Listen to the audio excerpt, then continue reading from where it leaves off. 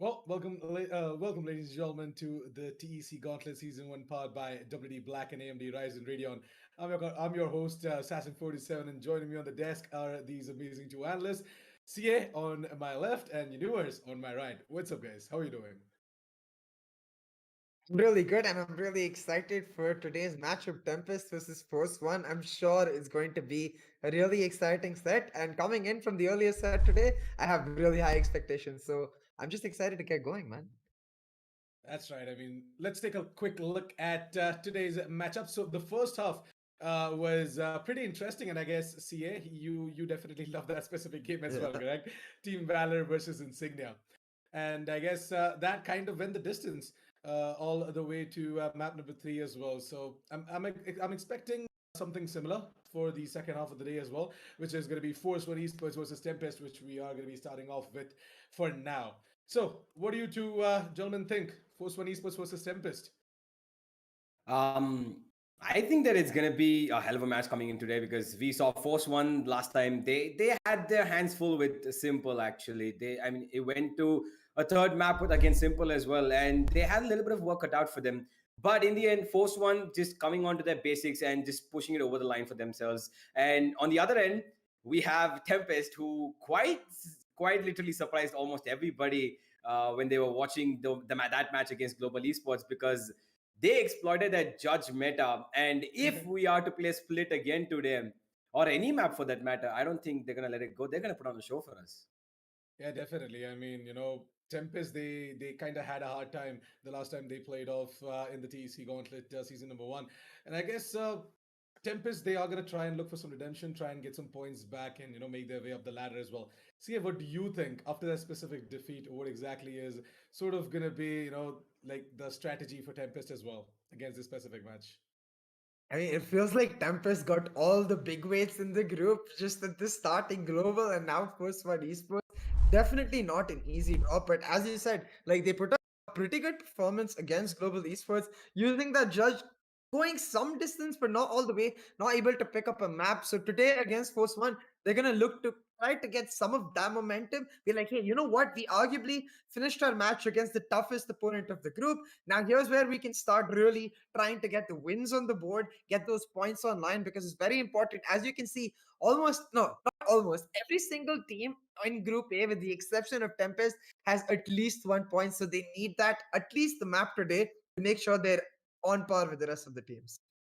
That's true. I mean, Tempest sitting all the way down below at the eighth position. They are gonna look to open up their share of wins as well on the board.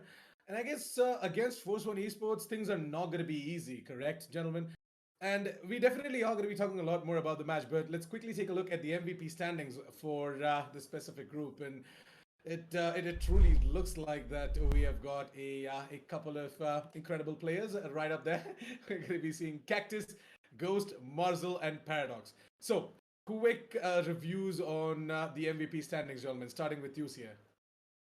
Well, I don't think we're going to be seeing any of these players here today, but it is very much expected.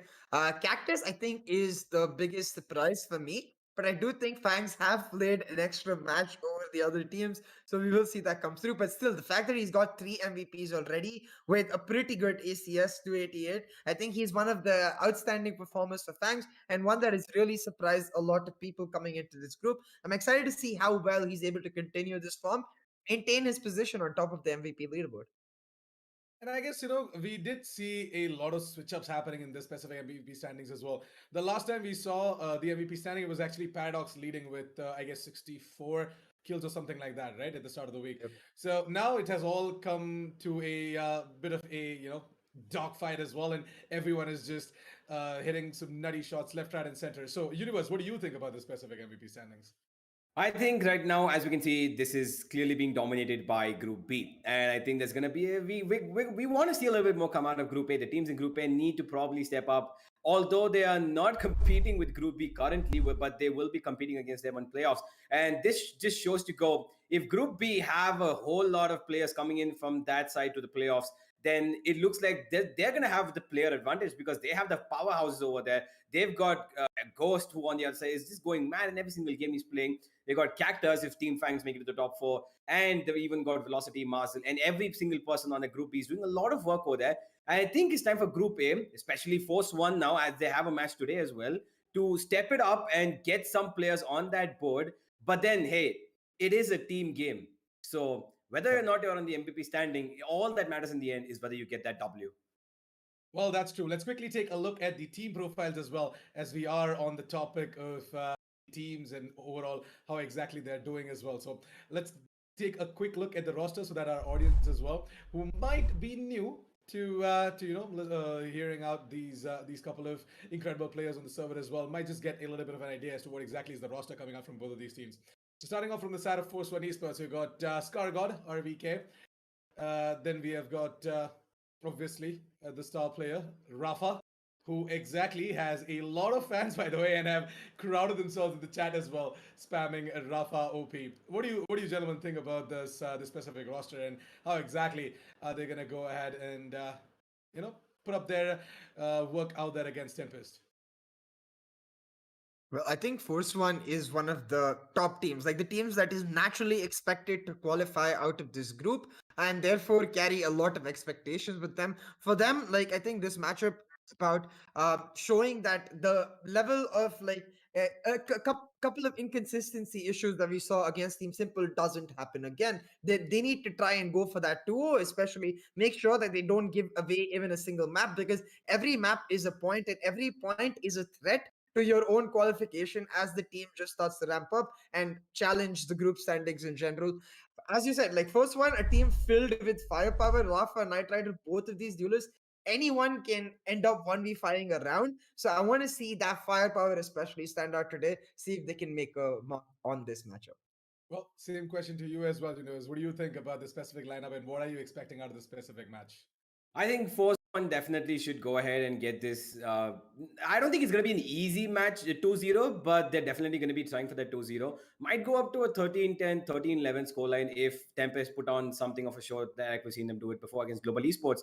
But talking about the players in specific, I would like to see one run that, people, they say, yeah, Rafa is a top fragger. Yes, he is. But I want to see him today go from Rafa to Rafa la la la la. And we've all seen him when he's all Rafa la la la la, and he just goes mad when he's in that form. And I think the fans would love to see it as well. And the first one, yeah, they definitely have a little bit of a easy task today because Tempest, they're definitely facing a top tier team today. Yeah, so Tempest, they definitely are gonna have a hard time. Let's quickly take a look at the team profile coming in from the side of Team Tempest as well, and get some idea as to what exactly their roster is looking like, and how exactly they're gonna fare against these bunch of incredible fraggers that CA mentioned from the side of Force One Esports as well. So quickly taking a look at the roster coming out from the side of Team Tempest, we've got Zoid, we've got Kubrix as well. Like all of these players, right? Especially AEZ, the guy who puts the work when it comes down to the fragging department. What do you think, starting with UCM, Tempest, do they have the caliber to go ahead and take on the behemoths like Force One Esports? Oh, absolutely. Like this is one of the teams that has actually stuck together from the past few months.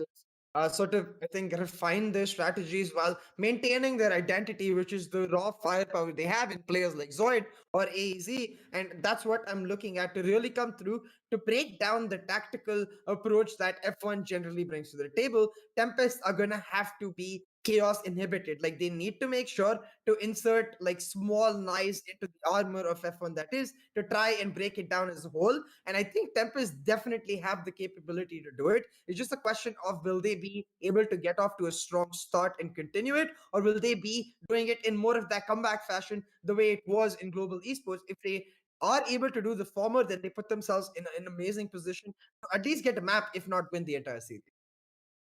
Yeah, that's pretty well put right there, coming out from the side of Team Tempest as well, right? They kind of are having a rough time from the past couple of matches, but at the same time, we do know what sort of a caliber these guys have, and they all they have to do is just get their basics sharpened up, and then play maybe textbook Valorant with a little bit of a spicy affair inside of that, and maybe they are going to be able to give out a tough fight to a titan like Force One Esports for sure. But over to you, Universe. What do you think? What Tempest is gonna do against Force One Esports today in order to get that first point on the board? I think Tempest are just gonna probably stick to what they did last time because that somehow worked for them. And as much as the judges were out in the faces of global esports, Yeah. and as much as they were just having fun, it looked like it was working for them. Because if they're having fun and it is working out, why wouldn't you try it again? And Force One Esports need to be careful because we saw them not only play with the judges, but there were rounds where they had rifles in their hands and they were just blowing the heads off the server as well. So Force One Esports do definitely have a surprise coming to them in the form of Tempest, but at the same time, Force One know how to counter teams. So it could go Well, either way. yeah, I just hope that Knight Rider is just not gonna dash in towards a specific judge crosshairs. Otherwise, it's gonna be a bit of a problem.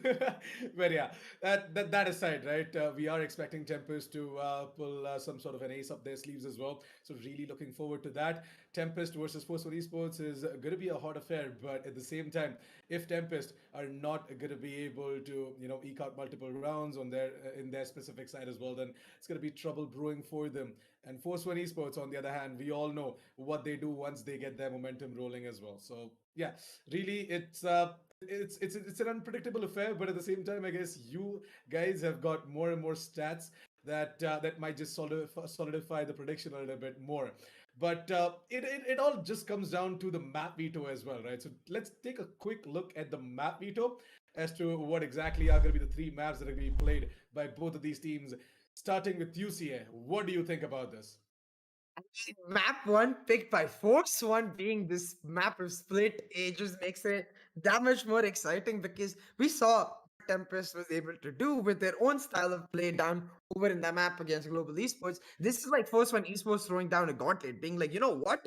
You think you're good on that map? Let us show you how it's done. We're going to take you down piece by piece, and winning that map not only will get Force One the lead in the series, but get them that psychological advantage where Tempest have to be feeling happy about the veto right now. They get to start on Split, a map that they've already got some experience playing against one of the best teams in the group, and then go on to the map of their choice, the map they're more comfortable in on Ascent, and therefore have Bind just left to finish it off. I think for both of these teams, the first map winner will just get a massive psychological advantage. I want to see both of these teams just start off on the right note. Make sure you give it your all.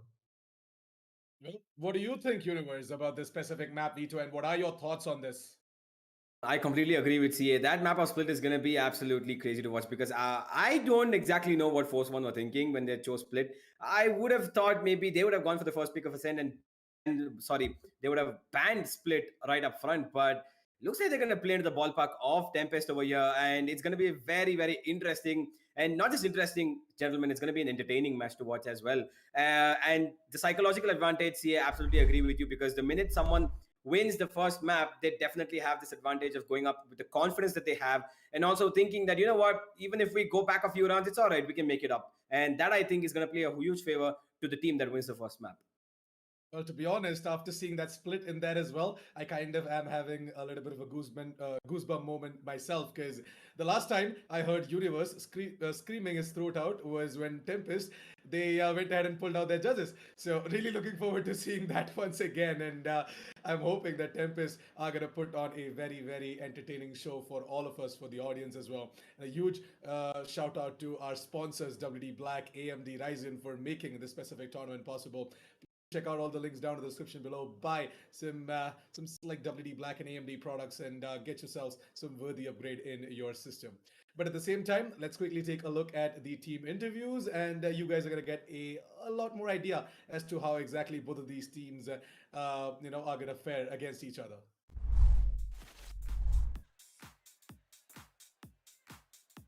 We are feeling pretty confident against Tempest. We don't really care who our opponent gonna be. We're just gonna do our own thing there. We really don't care who's in our group, who's not. We just, as I said in the previous question, we're gonna do our thing. We don't care if it's any other team, and we don't play on the names. No, I really don't think, and I really don't care if the other team is coming from a loss or a win. We're just gonna do our thing. It's like again basic thing that even if it's G coming from a loss, even if it's Tempest coming from a loss, we are there to win. We are hungry for the win, and we'll try to do that. If it does not go in our way, it's okay. It doesn't matter. We'll win another day. If we win the first map, it's gonna be 2-0. If we lose the first map, it's gonna be 2-1 to us.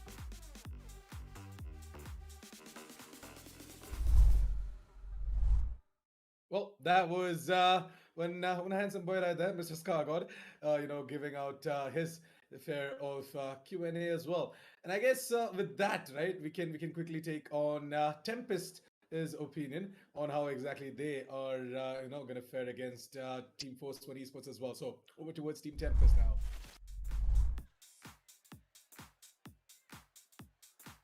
now. Recently, we have been preparing a lot of strategies. So, we have looked into a lot of international games, and we have prepared few strategies to fight against Force One. Let's see. It's not Force One in particular, but the biggest strength that we see in most of the team are the experience that they have in FPS games, unlike us. And we think we're gonna counter it through our teamwork, our talent, maybe. Our main goal is to have fun throughout the tournament, but I guess sticking with the plan we already have is going to get us the win. In first one, I guess Scarguard, because like we have seen a few matches recently, and he has been performing really good with the controller, that too the Astra. So we look out for him.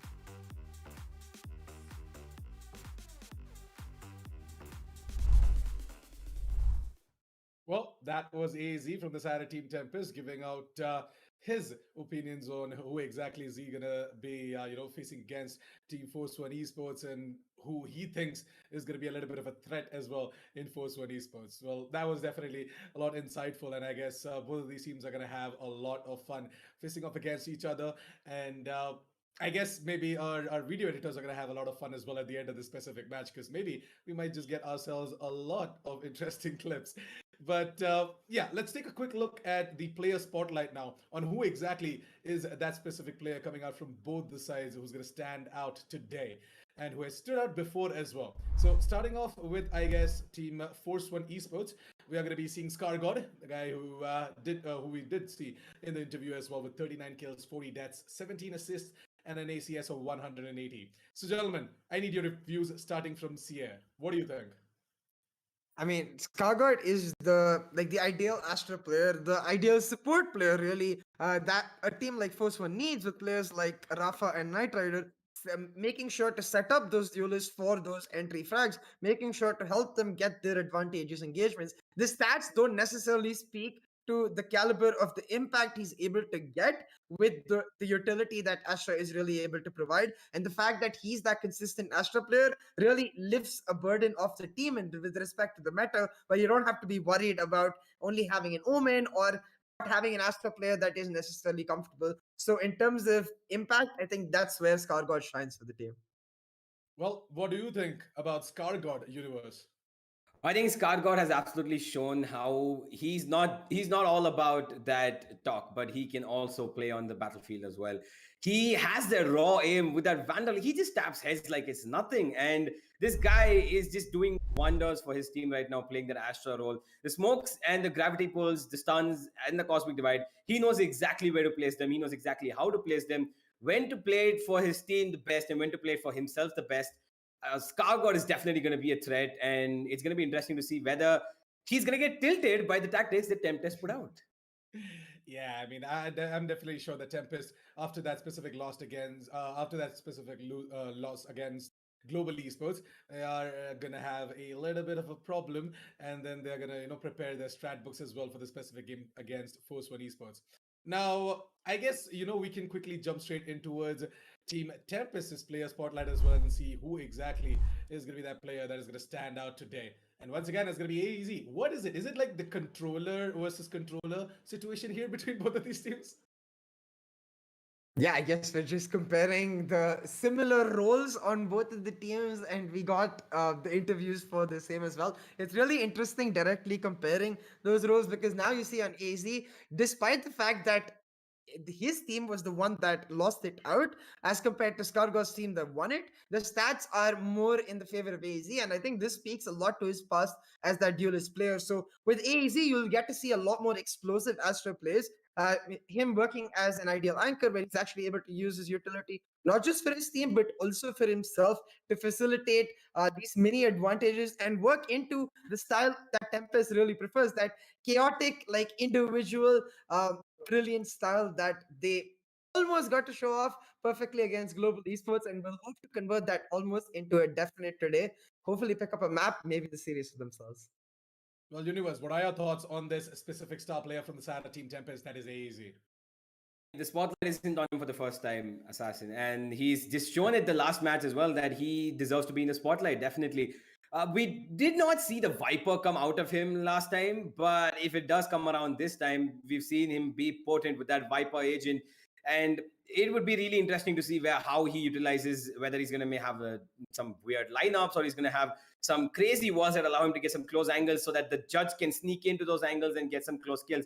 But in the end, it's going to be, like you said, the controller versus controller over here. Both these players in the spotlight have been absolutely crazy for their team. And today, it's only a matter of fact to see which controller comes out on top. Well, it surely is going to be a very tight affair between AEZ and we are going to be seeing Skargod as well. Skargod, in my opinion, right, I have seen this guy play the role of a controller in the team, and especially he has been maining Astra from quite some time now, and I believe that he's coming closer and closer to someone like, I guess, Blackhawk from the side of Samurai Esports as well. Like, Blackhawk is an amazing Astra player, by the way. Mad respect for that specific player right there, in order to put up the work in the fragging department as well as using the utilities in the right place. And I guess Skargod, he comes really, really close to a player like Blackhawk as well. But at the same time, sometimes Force of Esports, they have a really good day, sometimes they have a bad day, and it's just life, right? Sometimes we have good days, sometimes we have bad days, and I guess Force of Esports and Tempest, let's hope that both of them are going to have a really, really good day today, and we wish them all the very best for the specific best of 3 matchup. We are going to be jumping straight into the game after a really small message from our sponsors, so please don't go anywhere. Stay tuned. We're going to be throwing it straight onto the casters and into the game. The casters for the day are going to be Universe and Crips. So boys, I hope you guys are ready for the action.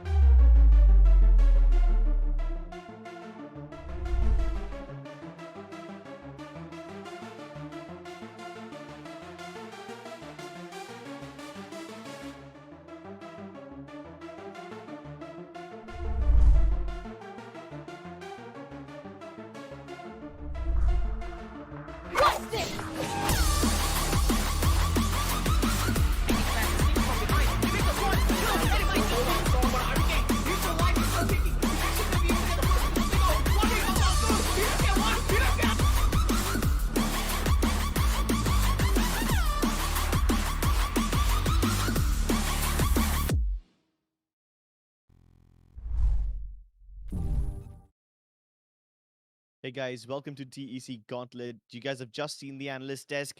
We already have broken down what could go down in this game, and very soon we're about to start with the first map on Split, which happens to be the map pick of Force 1. Now, we've seen them do quite a lot of interesting stuff over here, but before we jump in, I would like to point out that Tempest is starting on the defense side, which means the shotgun could be a little menace to deal with, but still, I feel like Force 1 Esports will be able to put up some sort of a response. In the previous maps, whenever we've seen them play this game, they usually try to sneak in as deep into enemy territory as possible. That is, at least when they're on the attacking side. And then once they get spotted, they try to burst out. Let's see if the judges are in a good position to shut them down, or if, Tempest decides to pick up the regular, good old, reliable Phantoms and Vandals and whatnot. I have no idea what to expect in Ascent, quite honestly, because I haven't seen enough of Tempest, and I hope they're able to surprise Force 1 Esports as well. Ascent is the kind of map where you can play a little freely, bring in a more of a puggish play style. So I hope Tempest have enough fuel in the tank to keep themselves going, especially when they're up against a brick wall like Force 1 Esports. Absolutely, Gibbs. It's going to be really interesting to see whether this map of Split is the first map that we're talking about is going to actually surprise Force One, because when they picked this, I was a little surprised because okay, I think they're playing right into the hands of Tempest over here, and Ascent, as we all know, is just is the most reliable map for any team. And speaking about the most reliable maps, now we're going to move on to more reliable agents and which players can play them. And just like that, it's going to be Scargod who just insta-locks that Astra, because we all know how good he is on it. Yeah, Rafa going for the raise. We've seen them play this plenty of times before, and he is pretty devastating with it.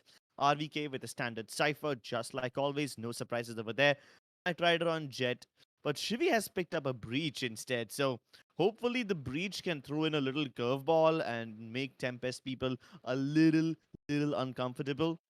Then let's move on to Tempest. We have AEZ on the Astra. We have Chubbs on Viper, and they've got a pretty decent lineup as well. And let's see what they have in store for us. Since they're starting on the defensive side, I hope the combination of Shivi and Knight Rider on the Jet and the Breach can actually make things work. Several times the Jet Breach combo has been effective, but then it's becoming a little, how do I say this, overused now. I hope that they don't get, countered easily, or I hope they don't find themselves in a redundant position. Let's see if they're able to keep up. Before we move in, what do you think, Universe? What do you think is going to happen today? I think it's going to be really interesting because, Crips, we just saw in the agent pickups that there are two controllers on the side of Tempest. There was an Astra and a Viper. Chobbs is playing on the Viper, and it's going to be really interesting to see how in a very small map like Split, they're going to utilize so many... They're going to have so much utility to work with. They're going to have a wall. They're going to have Astra smokes. They're going to have that poison orb. They're going to have lineups. They're going to have gravity pulls. And it's going to be really interesting because Tempest, they're throwing something out of the blue over here. And with that, we're going to turn off with the first round. And Kubrick's with that wall is waiting towards the B main position to see if there's going to be anybody from Force 1 Esports coming and giving a little bit sound clue. But now it's RVK who's Decipher, who's going for the first peek over here. He might just find AZ, but it's going to be Kubrick's who just walls it off. The wall is immediately going to be spammed upon, but it's not going to break it yet. And now the lurk is coming in from the mid side over here, but it's going to be RVK because the first one was a B main position. Zoid goes down and Knight Rider is just going to find that Q for himself to get into this bomb site, but it's going to be 2 picks who gets 2 for himself. Shibi takes it off immediately, and AZ on the other side of the wall gets 1, gets a second as well. Holding down this B bomb site, and now it's going to be him getting a third. Oh my god. That flashpoint was absolutely redundant. No use for it whatsoever. He could shoot him down with his eyes closed. AZ stepping up in such an amazing fashion. Yeah, sure, RVK did a great job of getting that first pick. He opened up the site. His teammates came through from B Heaven also almost instantly, but then they could never expect AEZ to be over there. And it's not like he was going for some 200 IQ plays with some great placement of his stars and pull-ins and whatnot. No, he just waited for RVK and Skargod to walk out of his smoke, turns around in time to get the kill onto Shibi. It's just really fundamentally good Valorant. It's nothing out of the ordinary or nothing to write home about, but it is just those basic fundamentals. Now, once again, Tempest, because they are somewhat on a better buy, they have better weaponry, they will have somewhat of an advantage, but you can never count out the Sheriffs from Force 1 Esports. They have a great chance of delivering some instant kills. Absolutely. And we've seen the Sheriff work wonders in the hands of RVK right here, who has one in his hand currently and is trying to break down that mid wall. He's being cautious about it because he knows that the Sage over here might just peek over the wall and get him off guard, but he knows better. He's just move back. And B main looks likely Crips at this point because all 5 members of Force 1 are looking like they're going to rush into this B bomb site, so this main position. They have Skargod stars going in. They have AZ on the other side waiting for them, and he's just going to get 1, he's going to get 2. The shooting gallery for him, but it's only good for 2 because Rafa is going to do some work with that Sheriff, and the bomb site should be open for them to get a plant going down right about now. Direct shot is going to hold on to that nade, but I don't think it's going to stop the plant unless, no, it will not. And Skargod just moves back into the backside and the retake coming in for Tempest. They have a man advantage and they also have the HP advantage. Skargod is going to be, no, he dinks him. Direct shot just in the jump gets him off the server. And now it is RVK left alone on the bomb side and Rafa coming in from heaven with 30 HP.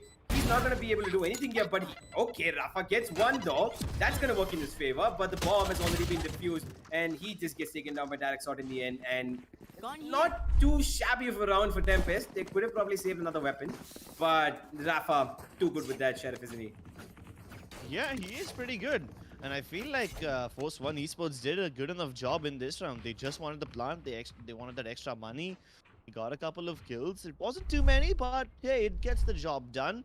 Now they know that they can actually make Tempest play to their bidding. They had only AZ inside that B side, and the rotations did not come in quickly enough. If this trend continues in the buy rounds as well, then I don't know how Force 1 Esports is... I'm sorry, I don't know how Tempest is going to deal with this if they don't manage to get their rotations in time over here. So many judges on the board for Tempest, and all of them are in such crucial positions where they can have massive impact. But the flash and dash combo delivers the opening pick onto the rope room. And now they can just have Knight Rider positioned in there. He doesn't even need to go up. He can just stay over there like a thorn in the side, and they can explore other options. One of the options is right around the corner, but this weapon could be a big deterrent. The flash, good, but here's another bird to counter flash. It's good enough for 1 more, but the Boombot explodes on top of him and Knight Rider pre-fires. That's Force 1 getting the man advantage and also getting control of this B heaven area. Can they make their way into the B site now? AEZ has a really cheeky angle. Could be a one and done if he plays it rightly, but he won't even get that 1 frag, and Skargod catches him looking off guard. Knight Rider with his 3rd for the round. It's just easy pickings for Tempest so far. They're on a damage control mode. RVK needs to tap this man away. Kubrix is just trying to do as much damage as possible. He dinks 1 more. Good enough for now. If he can make Force 1 Esports drop a weapon or 2, this will be his job done because Tempest will have a buy in the next round anyway. Absolutely, but it's not going to look like he's going to get anything done. 1 dink is all he's going to get, and RVK is going to take him down immediately with that Vandal in his hands. And now we move in. Force 1 get 1 round on the board. It looked a little bit scary for them towards that judge fight that came on to be heaven, but it was handled nonetheless. And now with the 4th round coming in, it is going to be Tempest coming on the buy. It's going to be interesting to see because they have a few guns on the board. And look at this, for the first time, Crips, I'm seeing this. They do not have any judges. Oh yeah, they're going for the big boy weapons, huh? Guardians, Phantoms, Vandals. They should be able to do a pretty good job with this. Like, if they can get the Sky to use her flashes to gather information, they should be able to call in the rotations pretty soon, which is something that they'll need to deal with the aggressive playstyle of Force One Esports. Of course, Viper, the Sage, and the Astra, if they combine their utility, if the Viper uses her Snake Bite in conjunction with the Gravity Well, they could cause massive damage to Force One Esports without even having to show their faces. So let's see how Force One deals with this too. They know they have a strong composition against them. They don't know what weapons they'll be facing, whether it could be Phantoms, whether it could be Judge. To me, that Force One wants to keep their options open. That's why they're splitting up. We have Knight Rider and Shivi on the A site, trying to go for one of those flash and dash combos. And of course, the rest of his team making something happen on the B side. But they haven't given away their positions yet. Knight Rider making a lot of noise over here. He will just have to stay here. I'm assuming they're going to leave him over here as a lurk, and the rest of them will then fall back. And here comes the assault. F1 have already broken the breach site open, and they should be able to get the plant down without any problems.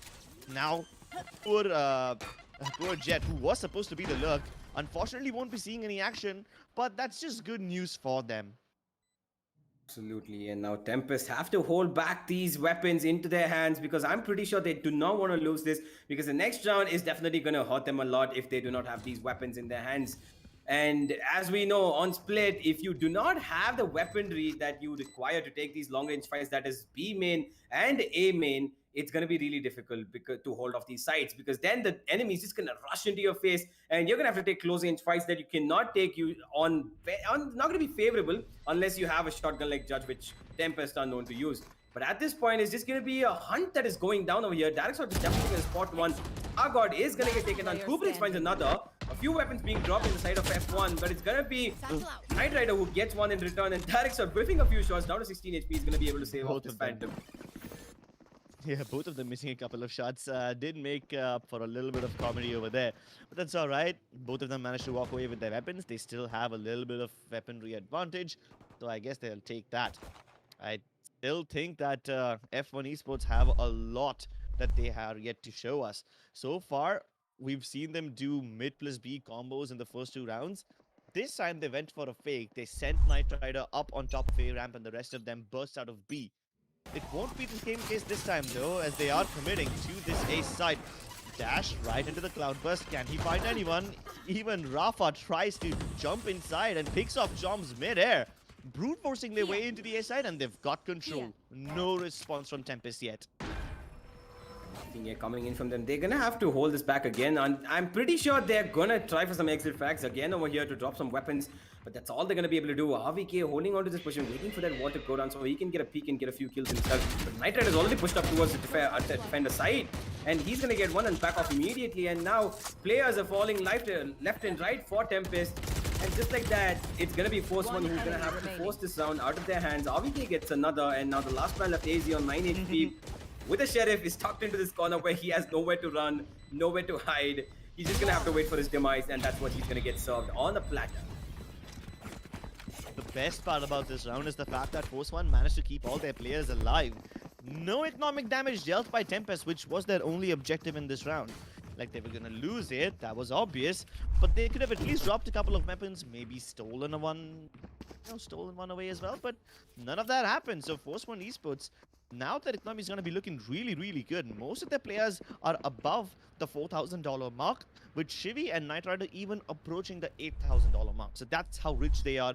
Plus, they've got all their weapons and heavy shields and whatnot. Can't say the same for Tempest. They have weapons this round, but not enough spare money in the bank. Yeah, and that's probably going to hurt them, because if they lose this round, they're going to again have to be forced to an eco round, and they do not definitely want that.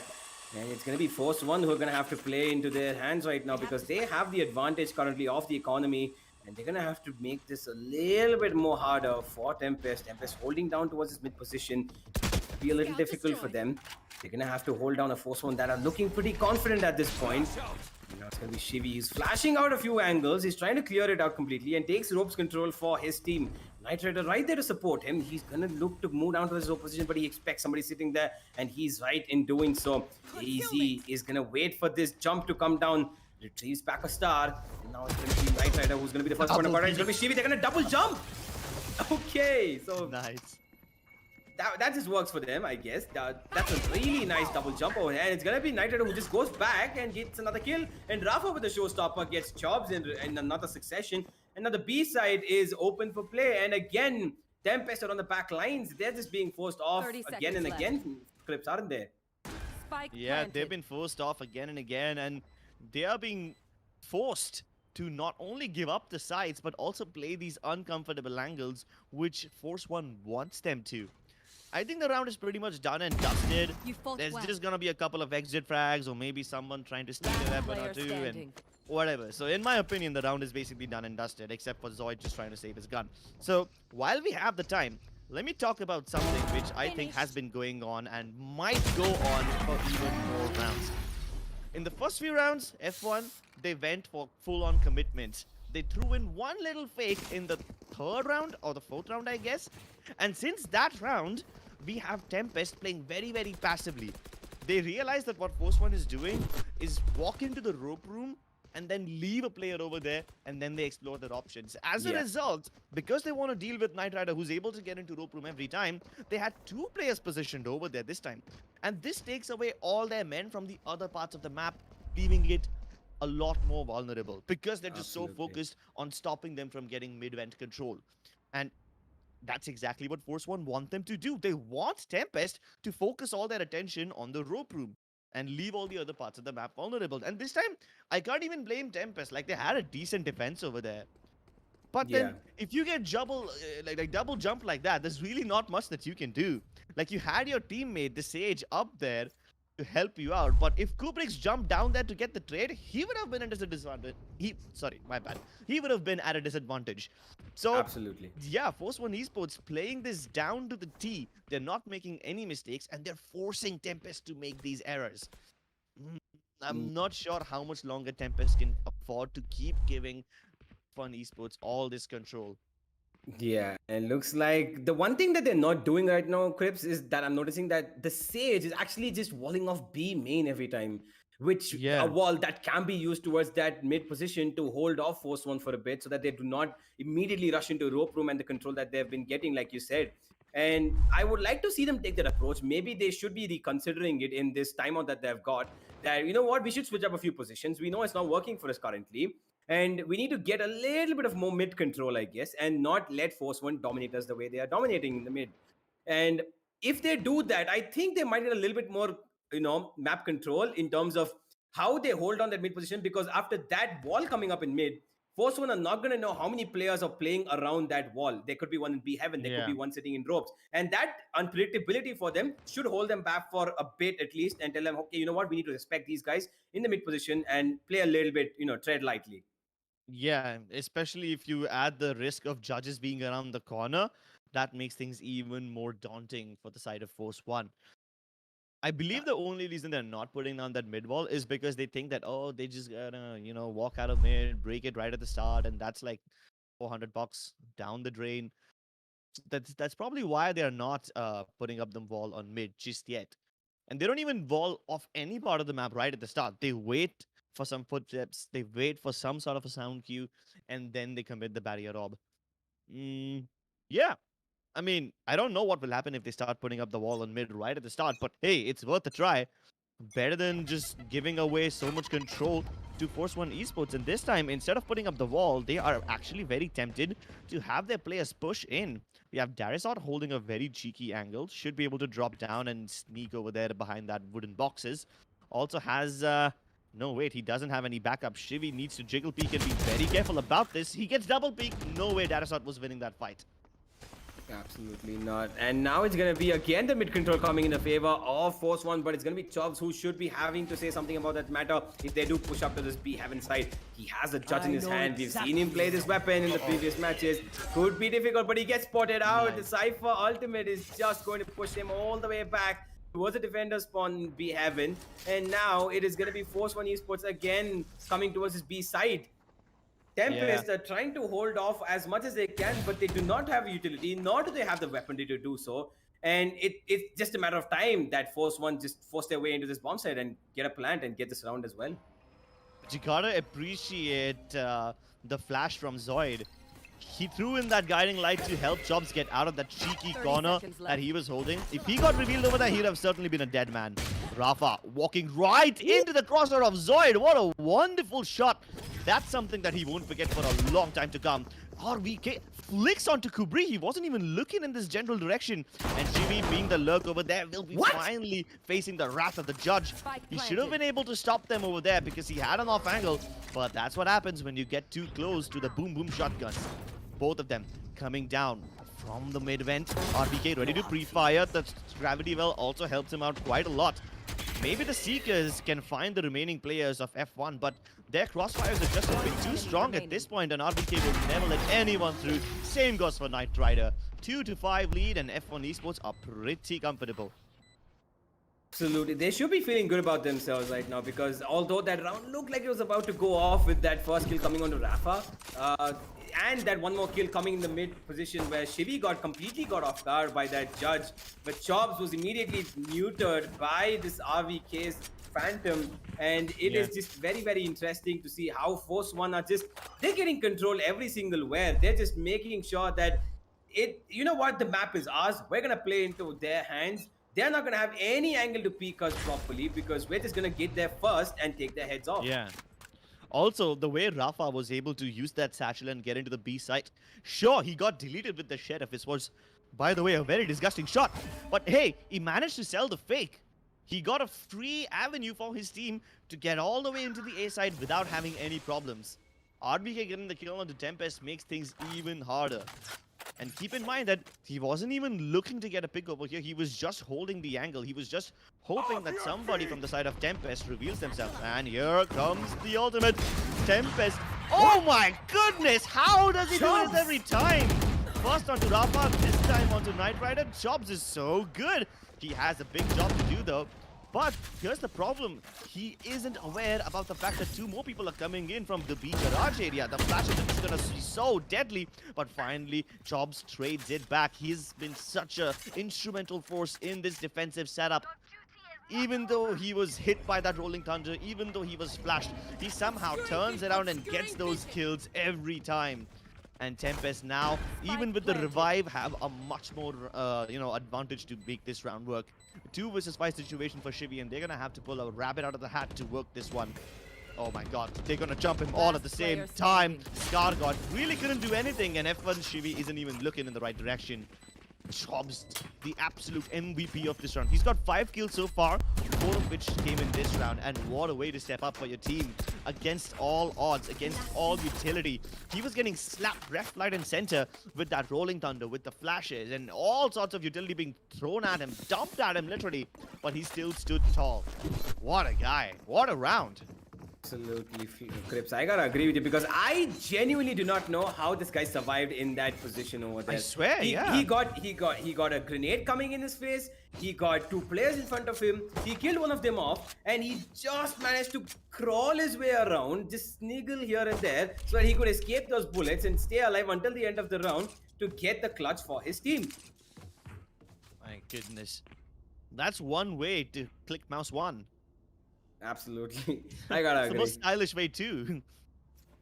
Yeah, Well, and now it's gonna be Tempest who have 1 round back on the board. They do have 3 rounds, but is that gonna be enough in the side of defending, Crips? Because we all know that Split is a very defensive-sided map, and Force One are really running away with it right now on the attacking side, and it might be difficult for Tempest to get on the attacking side because we know Force One can defend. Force One can certainly defend, but they're starting to run out of their mind games. Sure, maybe Tempest was able to catch on to them in this round, but do Force One Esports have anything else left in the tank that they can throw at Tempest? Or will they get blown away by the storm? Certainly their playbook seems to be deep enough.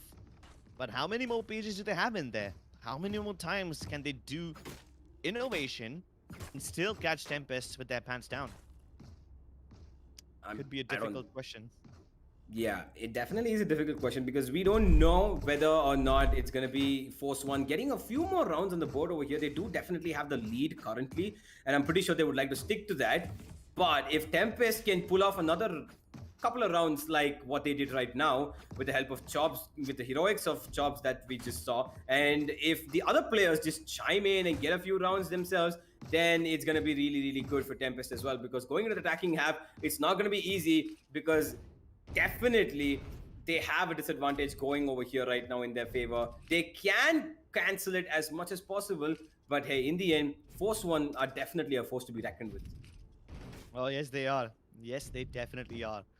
And you can see what it has prompted Tempest to do. So far, they're just only, vibing around and jumping around because it's a freeze time, it's a tech pause. But what we can see them do is forcing themselves to stay on mid, at least, whenever they see Force One trying to work their way up there. But then, whenever they are not on mid, that's when they start to get a little paranoid. That's when they start making those mistakes, when they overcommit to a site or make the rotations happen a little too preemptively without gathering enough information. Yeah, sure, they have an agent which can gather information for them, right? They got this guy, they can use it as a cheap recon dart per se, like you can use the flashes to gather information, but again, they're conflicted. Should we save the flashes for when we need them the most, or should we save the flashes for gathering information? If they do gather information, what do they do with it? What? If they find out, oh, nobody's A, can we try pushing them? Maybe try working in a backstab? They can't do that because of RVK's presence. Even if he himself is not over there, he can have his trap fires present or something or something or the other. So F1 Esports don't mind boiling down the timer. They don't mind letting Tempest think that they have the advantage, only to break that bubble, break that illusion later on. And this time, Chob's taking no chances. Gonna commit the Viper Spit straight on mid, inviting them to walk into his world. And into their world, they keep on walking, and they will be meeting their death. Foolish of them to walk into the Viper's Pit without any utility whatsoever. At least that's not the only thing that they have going in their favor. Luckily for them, Skargod has just managed to equalize the advantage. It picked off Kubri. Oh, no! He got the kill on the Chops as well. He secured such a huge advantage for his team, but now it's all boiled down. Meanwhile, Shivi also picked off a player on A, so now Tempest are going to be really paranoid. What's going to happen? Because F1 Esports have presence all over the map.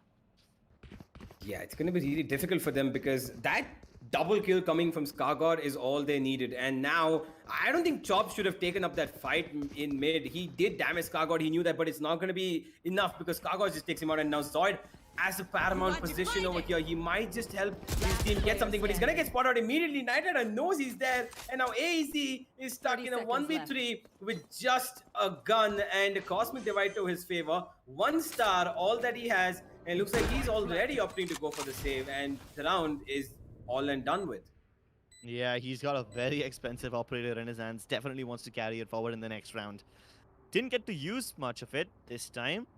2 kills that went in their bags were because of Chobs and his Viper Spit. Absolutely. So, that advantage was a big thing. And I think Chobs probably got a little bit too ambitious over there, trying to get Skargod under his kill feed as well. But that was just, I don't know what exactly he was thinking, but chasing behind Skargod, definitely, you should know that it's a mistake. Yeah. I mean, maybe RVK and Rafa were hoping that Chobs wouldn't be playing it very aggressively.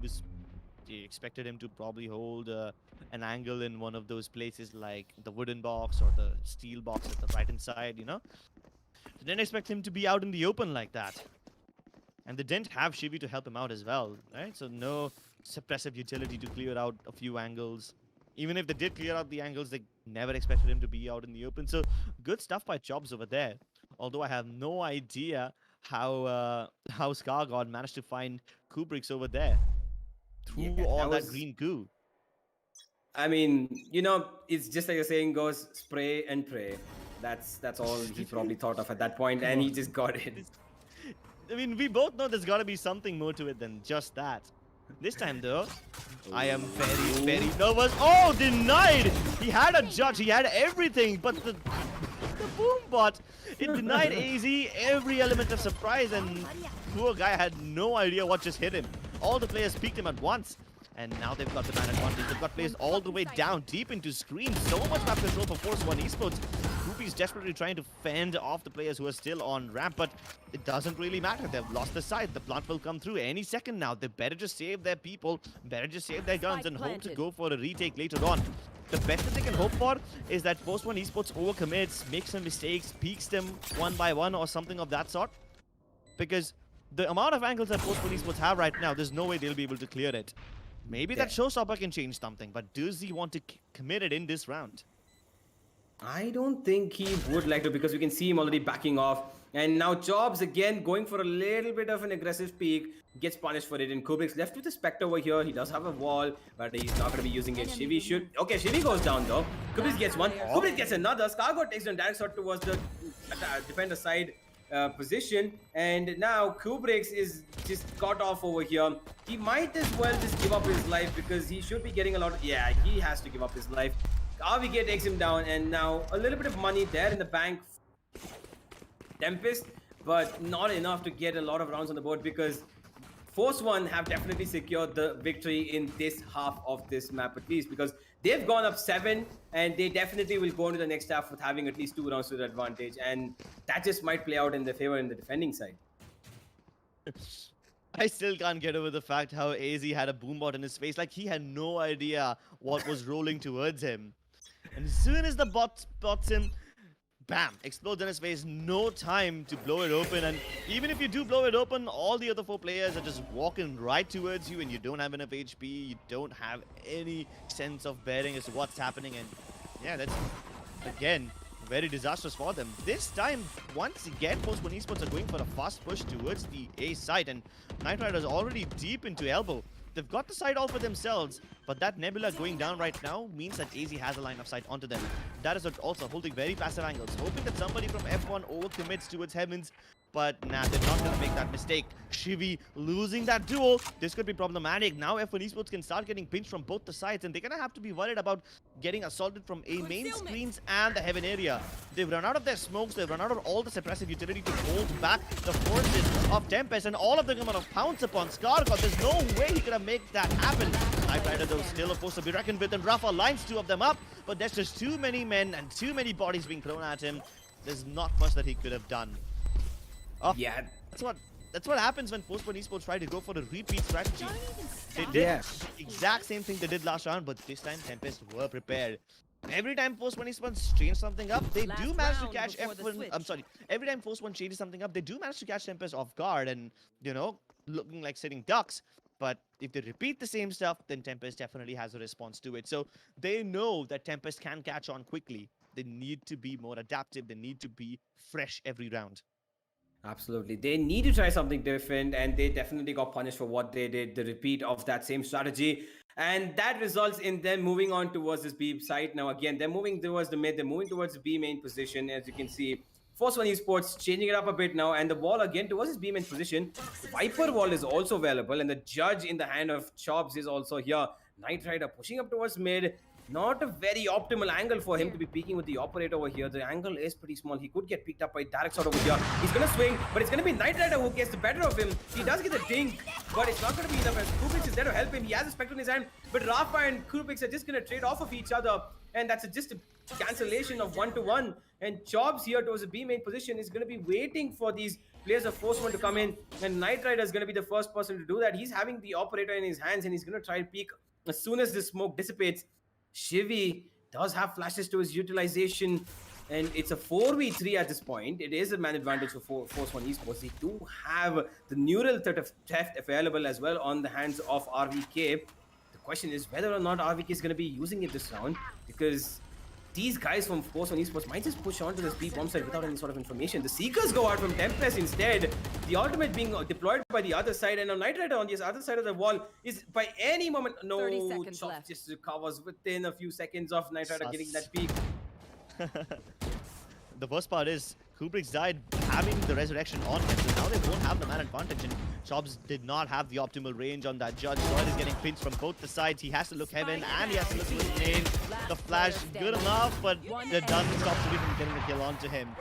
F1 Esports took their sweet time, They got revealed by the Seekers, but it did not stop Switching them. It did not deter them from hitting the B side with everything they've got.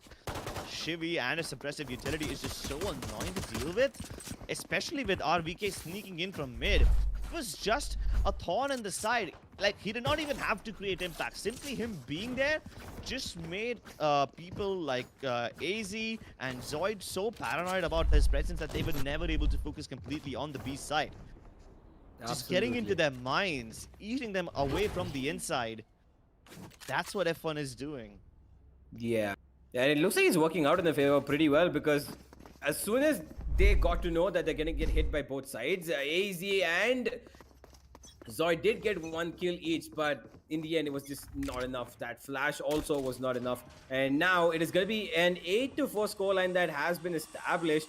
And Force One now on the defending side have a little bit of an easy road ahead of them. And it is going to be Tempest who have a mountain to climb. They have the required firepower, but the question is whether or not they're going to be able to utilize it properly. And so speaking about doing things properly, it's going to be Darkshot who just gets into rope position properly. And the Raze against Raze in this rope position, if they face off each other, on the other ends of this position now, Rafa is waiting with his boom board. He's going to put it down as soon as he hears a sound coming in. But at the moment, there's going to be nothing of that sort. It's just going to be Darkshot holding down the other end of that, waiting to see if there's going to be any push coming in from Force One from that B Heaven position as his teammates make their way towards this A main side. Starting to get nervous. Force One Esports have no information about what's going to happen. They are still playing their defaults. They have a small idea that Tempest might have a player inside the mid-vent, but it's not going to help them. The rotations are severely late. Yeah, they're just going to let them get into the site. Force One Esports probably will let them get away with the plant and then go in for the retake at the same time. They still need to be very, very careful about that as well. They double jump, double peek him, get rid of the lurker. That's one of the most dangerous players out of this situation. Now they can safely go for the retake without having to worry about their back. Yeah, it's going to be really difficult because as soon as they get into this bomb side, Force One have a world of hurt that they're going to drop down onto Tempest.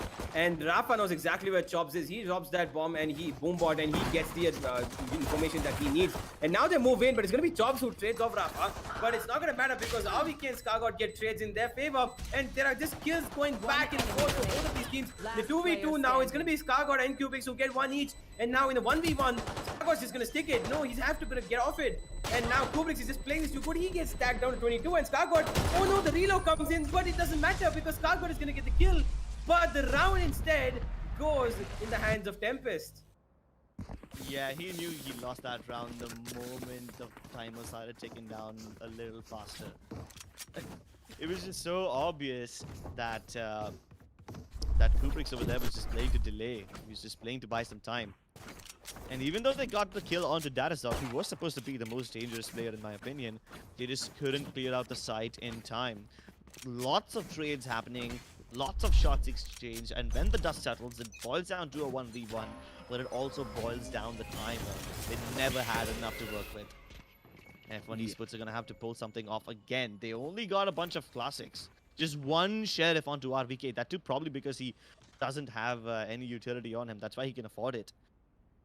Absolutely. Other than that, it's just an information hunting round. Oh, look at this. Chops actually expected that. Like, look at the position he's sitting in. He's sitting so far back. I've never seen anybody play that position when they're holding down an A push. But Chops just, okay, 200 IQ Viper, I guess, or he must have just heard him. But it's going to be AZ who gets another kill, and now Skargod is waiting to go past the smoke, but he goes to get out his life. But RVK instead gets 2 heads with that Sheriff, and he's put his team in a fighting position over here. But he's not going to get any more fights in his favor because the people of Tempest are going all the way back towards the A bomb side, and now it's going to be Force One who need to come back for this retake, or maybe save the weapons that they can find towards that mid position or in that 2S position. Yeah. They can at least retrieve a couple of Spectres, try to go for the retake. It's unlikely that they'll succeed, but hey, they have a buy in the next round anyway. There's no point saving these Spectres. Might as well throw these bodies at them and try to delay and destroy the economy of Tempest. Let's see if they're actually able to do it, though. They know this crossfire could be deadly. Chops peeks out. He's hoping that they peek him one by one, but none of that will happen. Chops will take both of their heads off. All right. two very contrasting playstyles in the first 2 rounds. Round number 1, all the attackers playing nice and comfortably, slowly getting into the mid-vent area, and then after being, present on the B side, they go towards A. Slowly. That's the key word. They attack the A side with only like 30-40 seconds left. And Force One had no response to it because they had no information either, right? Yeah. They also did not push out. Their durations were delayed. Exact opposite of that happened in this round, where F1 Esports pushed all the way down, not only into A main, but like all the way down into attacker spawn. And that's when they found out that Tempest are actually holding angles for them. So now, Force One Esports have a little bit of information. They know that Tempest will also play a playstyle similar to them. They'll play it nice and slowly. I guess the win condition for Force One Esports now needs be delaying as much time as possible so that they put that sort of pressure onto Tempest, bail out their utility, and then just force them to attack a site with like only 30 seconds left. And when you're desperate like that, when you're running out of time, that's when you'll start making mistakes. And the first mistake is already made. They got the pick onto Zoid, fell back to safety, and Knight Rider gets away with murder. Yeah, and now Tempest have to go a little bit slow. You can see that they've just all spread across the map, and they don't really know where to go at this point because they're holding off every single angle they can. Mid looking a little likely for them. They would want to take this fight, but they need to know that this breach over here in the form of Shivi is going to be very, very difficult to play against. And Tempest now moving up in this mid region. They have the boombot going down from direct shot. He's going to get a little bit of information to clear out that left side, but he's going to have to take this fight on towards the right. And Satch is going to go in to clear out that angle, but Knight Rider towards the B mid position. Oh no! That gravity well actually saves his life rather than kill him. And now it's going to be Tempest who are going to get this B side for sure, but they have 2 angles to check and 2 angles to defend. Direct shot trying to get as much control as possible. B main is open.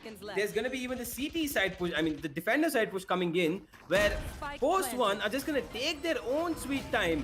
Rafa's just throwing in all the utility that he can to get a little bit of damage coming in, and he's going to give a lot of it actually. And Chop's not expecting where he's going to come. Rafa is going to get 3. AZ will get 1 in return, but that's not going to be enough because Scargod is right there to trade him off. And Force One, they did a pretty good job this round. Yeah, and I predicted this. I knew this would happen. They rushed into the side with like barely 10 seconds remaining. They got the spike plant in the nick of time, and they never had enough time to get into good post-plant position. So as soon as Force One Esports decided to press the issue, they were able to catch multiple people of Tempest off guard, not in the good positions. And if this keeps on happening, then Tempest are just going to be digging themselves a deeper and deeper grave. They barely got the spike plant off this round. I thought even that wouldn't be possible if Force One decided to press the issue just a little earlier. They would have been able to deny them that spike plant economy as well. Let's see what they do this time. This is probably their last buy. They won't have enough money left after this. If Tempest lose this round, they're going to have to go for an eco. And Force One need to break their backbone. They need to break this economy to get to double digits. Absolutely. They need to win this round over here, Tempest. Otherwise, it's going to be a whole world of pain they're going to be doing. They're going to have in the next few rounds going in because Force One will establish double digits. But look at this from Knight Rider. Oh my god. He gets one. He knows where the bomb is. Oh my god. Knight Rider. He's got one player coming behind him, but it doesn't matter because he's just going to have to take this fight head on in front of Kubrix. And RVK is going to get another himself. Tempest are just being flattered left and right. They don't know where to take these fights. The neural theft comes in, reveals the position. Shivi is going to get one more player spotted out. And now it's going to be Darixor who has to pull out some sort of heroic over here.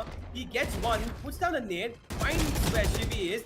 Does not get the kill because RVK is right there to support his teammate. And Tempest are just falling apart left and right. They are going all the way back towards the A-bomb side through the attacking spawn. Just hoping that somehow they can get this plan down and win this 2v3 situation, but they have a lot of work to do. They have Scargod to face, they have RVK to face, and they have Shivi to face. But it's gonna be Scargod. No, he can't do this. Scargod, come on. Don't play around with your 40. He gets one. He's definitely gonna get a second. Yes, he will. Zoid will find, but it's not gonna be any use to Tempest because Scargod just plays that absolute perfection. The sound cues, the perfect positional play, waiting to go past that cage and get those 2 kills for himself and his team, putting his team on to 10 rounds. And Force One Crips, they're looking like they're gonna run away with this one. Run away? No. They're running straight to dinner. They knew they were toying around with their food. They were just peppering the meat, seasoning it, making sure that they simmer it on low heat. And then they knew that the guy that was, stuck in the trap wire, he's gonna get desperate. That trap Yeah. wire, it's acting like a little skewer. You push it right into the middle of the kebab, stab it with him, and then you enjoy your nice sizzling hot meal. Good stuff Yeah. by Force One Esports. They're manipulating their opponents into doing their bidding. Yeah, I mean, absolutely. if It's really Sorry, Go yeah, ahead, please go go ahead. on. So it's really interesting because the way that Tempest are trying to counter them, because we can see that they're having that slow game that you mentioned, Crips, is not going off yet. I mean, they're not trying to be aggressive. They're not trying to put something right into the face of Force One. They're just holding it off as much as possible. And like you said, playing to that last 30 seconds of a round, and that is being the cause of their loss. And I don't think that Tempest are looking to shift it up any further because, again, Crips, they are on an eco. They have Sheriff, they have a Frenzy, they have Samayama going across the board. But again, it's not going to be enough to face off against this Force One lineup, is it? Yeah, not this time around. Maybe they can do enough damage and get themselves a little bit of an advantage in the next round. Weaken the economy of Force 1 maybe, so that you have a little equal amount Rafa. of advantage the next round. But nah, that's just not happening. Rafa even gets away with it with 78 HP too. I thought he would have died right there. You know how he did in the previous round? He traded kills for each other. They killed each other. I thought something like that would happen, but nah, Rafa walks away with it, gets away with murder. These guys are just like lambs to a slaughter, walking into that crossfire where Rafa and Shivi are holding it down. At least Kubrick's managed to sneak into the rope room. He's hoping to get a plant, but he has no idea that Scar God is right around the corner. Okay, now he has an idea, but he doesn't want to doesn't want to get his head blown off. Right there. Kubrick's just playing around with Scar God over there, and now he decides otherwise. He's gonna move back towards B Heaven, where Knight Rider's waiting for them. He gets one head off easily off the body of Kubrick, and the second as well.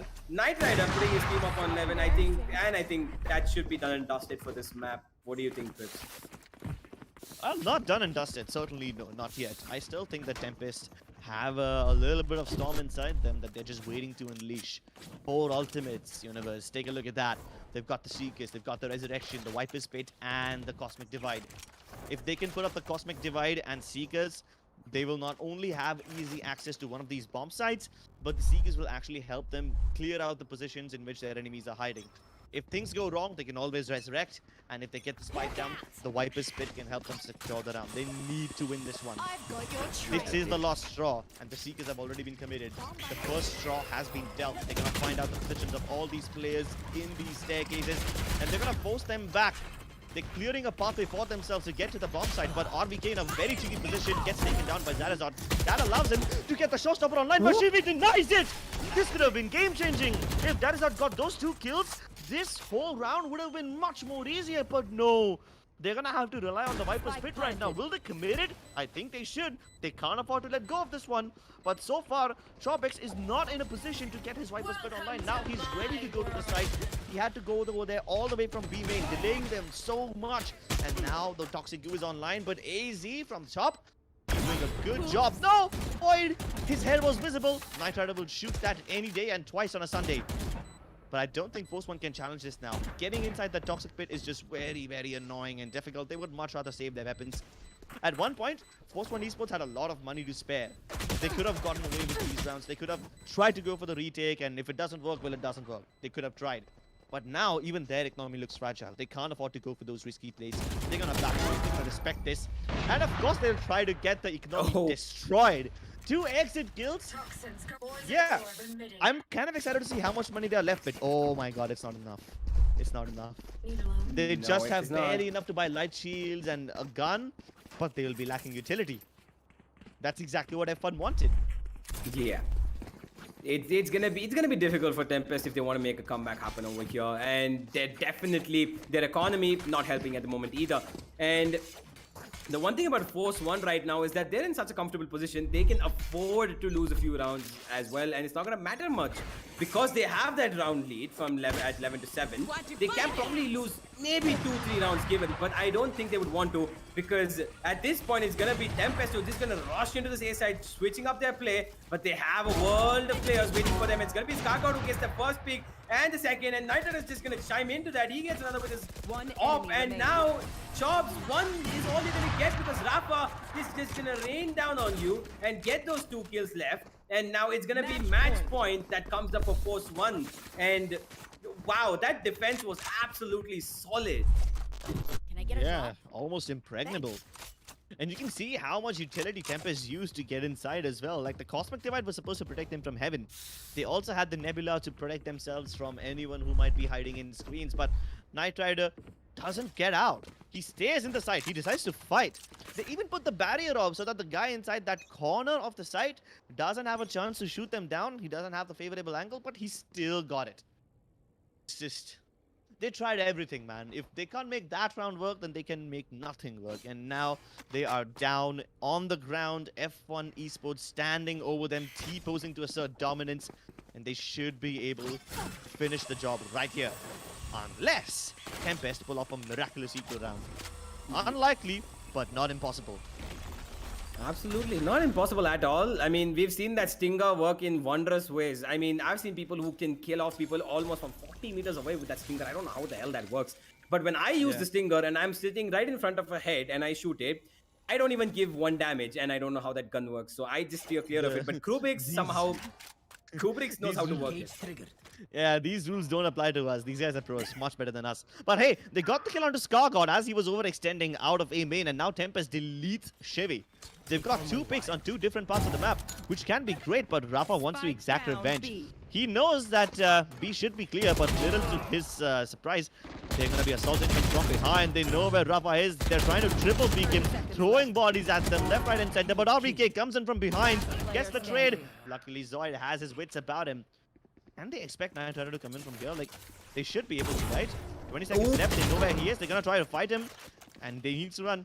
He needs to run. Oh no, Zoid will still pre-fire that. Yeah, so like you said, Cribs, a miracle did happen. They got this round up and going. And now 12 to 8, it comes for the favor of, still in the favor of Force 1. They have the match point up and running. They just need 1 round where they do everything right and it just works out for them in the end. But the question is whether or not Tempest are going to be able to counter that so that they get the rounds that they need to bring this to an overtime, because it looks very, very unlikely. The economy looking pretty good for Force 1. They will have another buy going into the next round unless they choose to eco for another, but it is all for their favor because Rafa is breaking out towards his mid position, and if he gives up his life here, he's probably gonna give a disadvantage to his team. I don't think he wants to do that right now. He backs off. He's giving off a little bit of a fire through that smoke to show them, just stay back, don't come in yet. And Derek saw it, the other raise on the opponent team is here with the judge, and we've seen him do wonders with this weapon. He has the double satchel. He could just jump in. He also had a nade. He has a nade to his use. The question is whether or not he's going to be able to use it towards his B-heaven position, because that's where he looks like he's going to go. The flash going in, RVK on this rope, he's going to call it out to his team, and he would have definitely heard these players come up. The Seekers go, the flash go again, and it looks like RVK is just going to have to back down as soon as possible, and Rafa goes back as well. But it looks like Tempest choose otherwise. My goodness. That Rolling Thunder forced Tempest to just get the hell out of there. And Knight Rider is prepared. He's also got a great crossfire with Skargod. They shouldn't be able to make their way out of here. He'd at least got the revive off, but as he tries to go to kill the guy who just got back on his feet, he's gonna die, but Knight Rider is still hitting shots, still heavy on the action over here. And they're looking to challenge him 1 by 1. Even Rafa's here to back him up, but AZ gets them both. What a great spray transfer. This man might just save his team now. 18 seconds left. They need to go for the plant. Luckily, RBK are not gonna be, F1 are not gonna be there to deny it, but he takes his hats off, reveals both their positions, and now they know they have no escape. They're like rabbits trapped in a corner, but AEZ, the rat with a big gun, should be able to get the kill onto him, and RVK now has plenty of time. He's gonna have to play it like a fiddle, but he cannot. AEZ threading the needle, getting every kill, securing his team yet another round, and I think they might have just done enough. F1 have inconsistent amounts of money right now. Knight Rider and RVK don't have enough. They're gonna have to downgrade to Spectres or maybe Sheriffs. The others still have weapons. So, yeah. It's gonna be difficult for sure. Now, Force One are slipping out, Crips, and this we talked about it even in the analyst desk as well. That Force One, as good as they are, there are sometimes these inconsistencies, these contusions that come into their gameplay that just make them, slip up a bit towards the very end, and that might just happen here today as well in this first map of Split, unless they have something to say about it and they shut it down as soon as possible. Rafa is going to be the first moderator for that. He wants to get something happening over here with that Phantom in his hand. He does have the weapon that can take these fights up towards mid, and he's going to spot Direct Sword's weapon, but he's not going to get the kill because the flash comes in and he pops the showstopper, and now Rafa is just going to look left and right and finds one, and he gets the kill onto the opponent, Raze. Takes out the twin sister, and now Kupitz has to back off because he knows he cannot take this fight. There's multiple players of Force One towards it with position, and now they're just holding off to see if there's going to be any pushes coming in from Force One to get them off guard and punish them for their pushes, but it's not going to happen because Shivi is holding down this cross, and now it's just going to be Force One who are going to have to wait and wait to see these Tempest players come into their bomb sites, but it's not looking likely that they're going to do it anytime soon. Yeah, but look at the amount of map control that Tempest is denying to Force One. Usually, whenever Tempest show mid control, Force One try to wrap around. They either try to push A and get in from sewers, or they try to push B main and try to get them at market. They are not doing any of that. So at least Tempest have a little bit of room to themselves. This Cosmic Divide might just make things a little easier for them, but there's very little time remaining. If F1 Esports do anything disruptive to stop them from planting, their whole round will be destroyed. Luckily, they can't hear the C4 being planted because the Cosmic Divide also blocks out the sound, so they will be able to get the spike plant without any disruptions from Force 1, and now a 4v5 retake begins.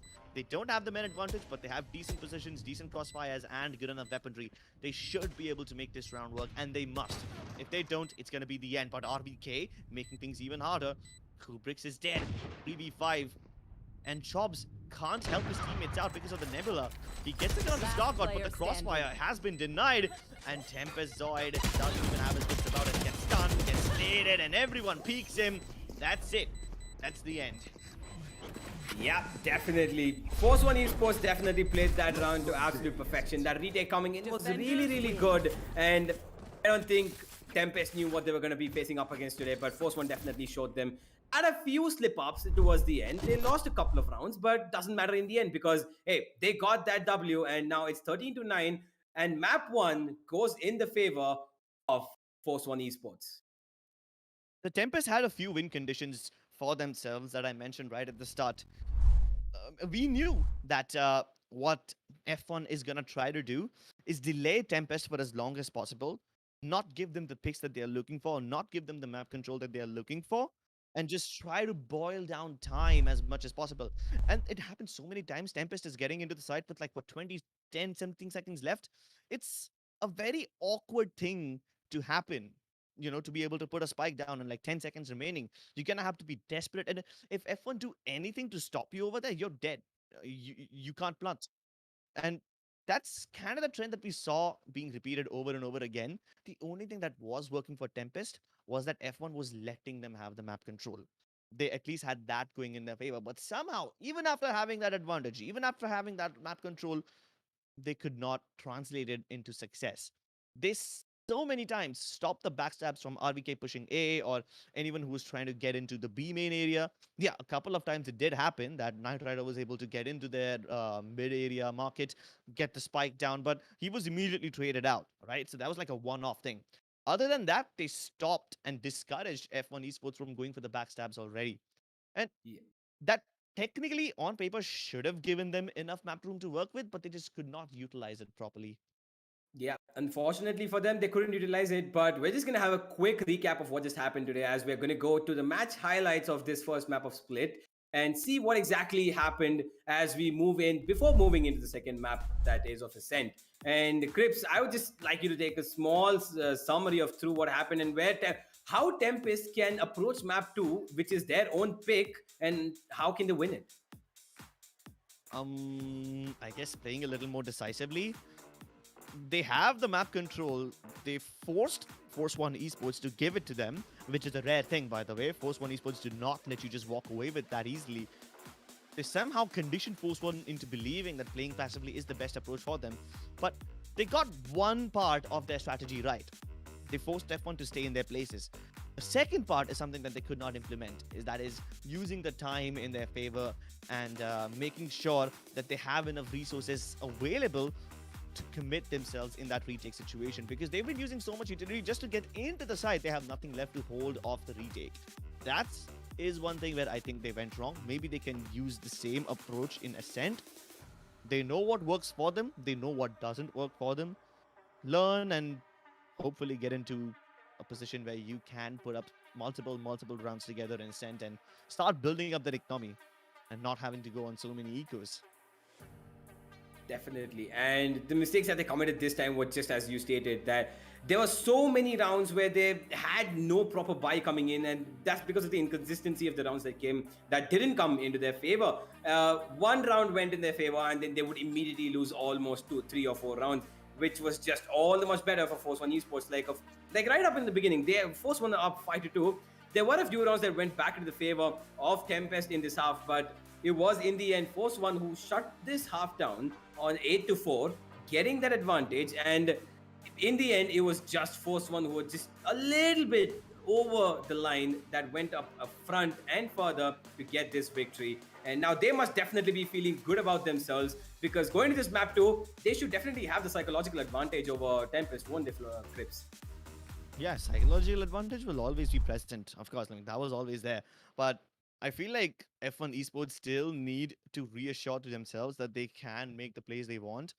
If Tempest keep on putting that psychological pressure on them that, okay, wait, Force One, you don't have the freedom, you don't have the luxury of pushing out wherever you want. If they keep Force One in that mindset, I think Tempest will be able to walk away with the second map. If Force One Esports are able to get out of that dark place, though, if they're able to convince themselves that, yes, we can push, can play aggressively whenever we want, wherever we want, if you can get that confidence instilled inside you, then you will see Force One Esports play things more naturally and not having to rely on so many last-minute haphazards.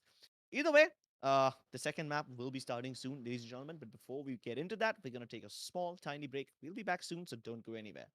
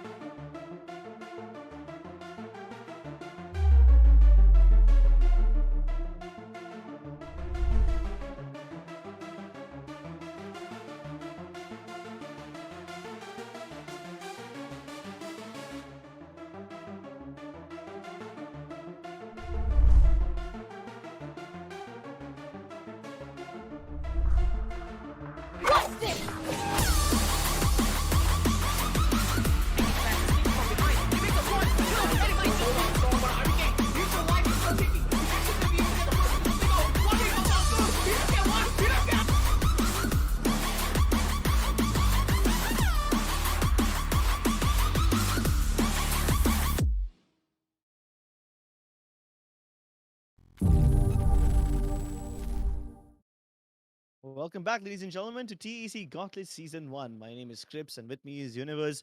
We already seen how F1 Esports have defeated Team Tempest in the first map. Pretty good game. Tempest had their win condition set out for them, couldn't abide by it, and that's how Force One Esports were able to make the better of this game. But that doesn't mean Tempest did not put up a fight. They made them pretty uncomfortable. 13-9 is a respectable scoreline, especially in the map pick of Force One Esports.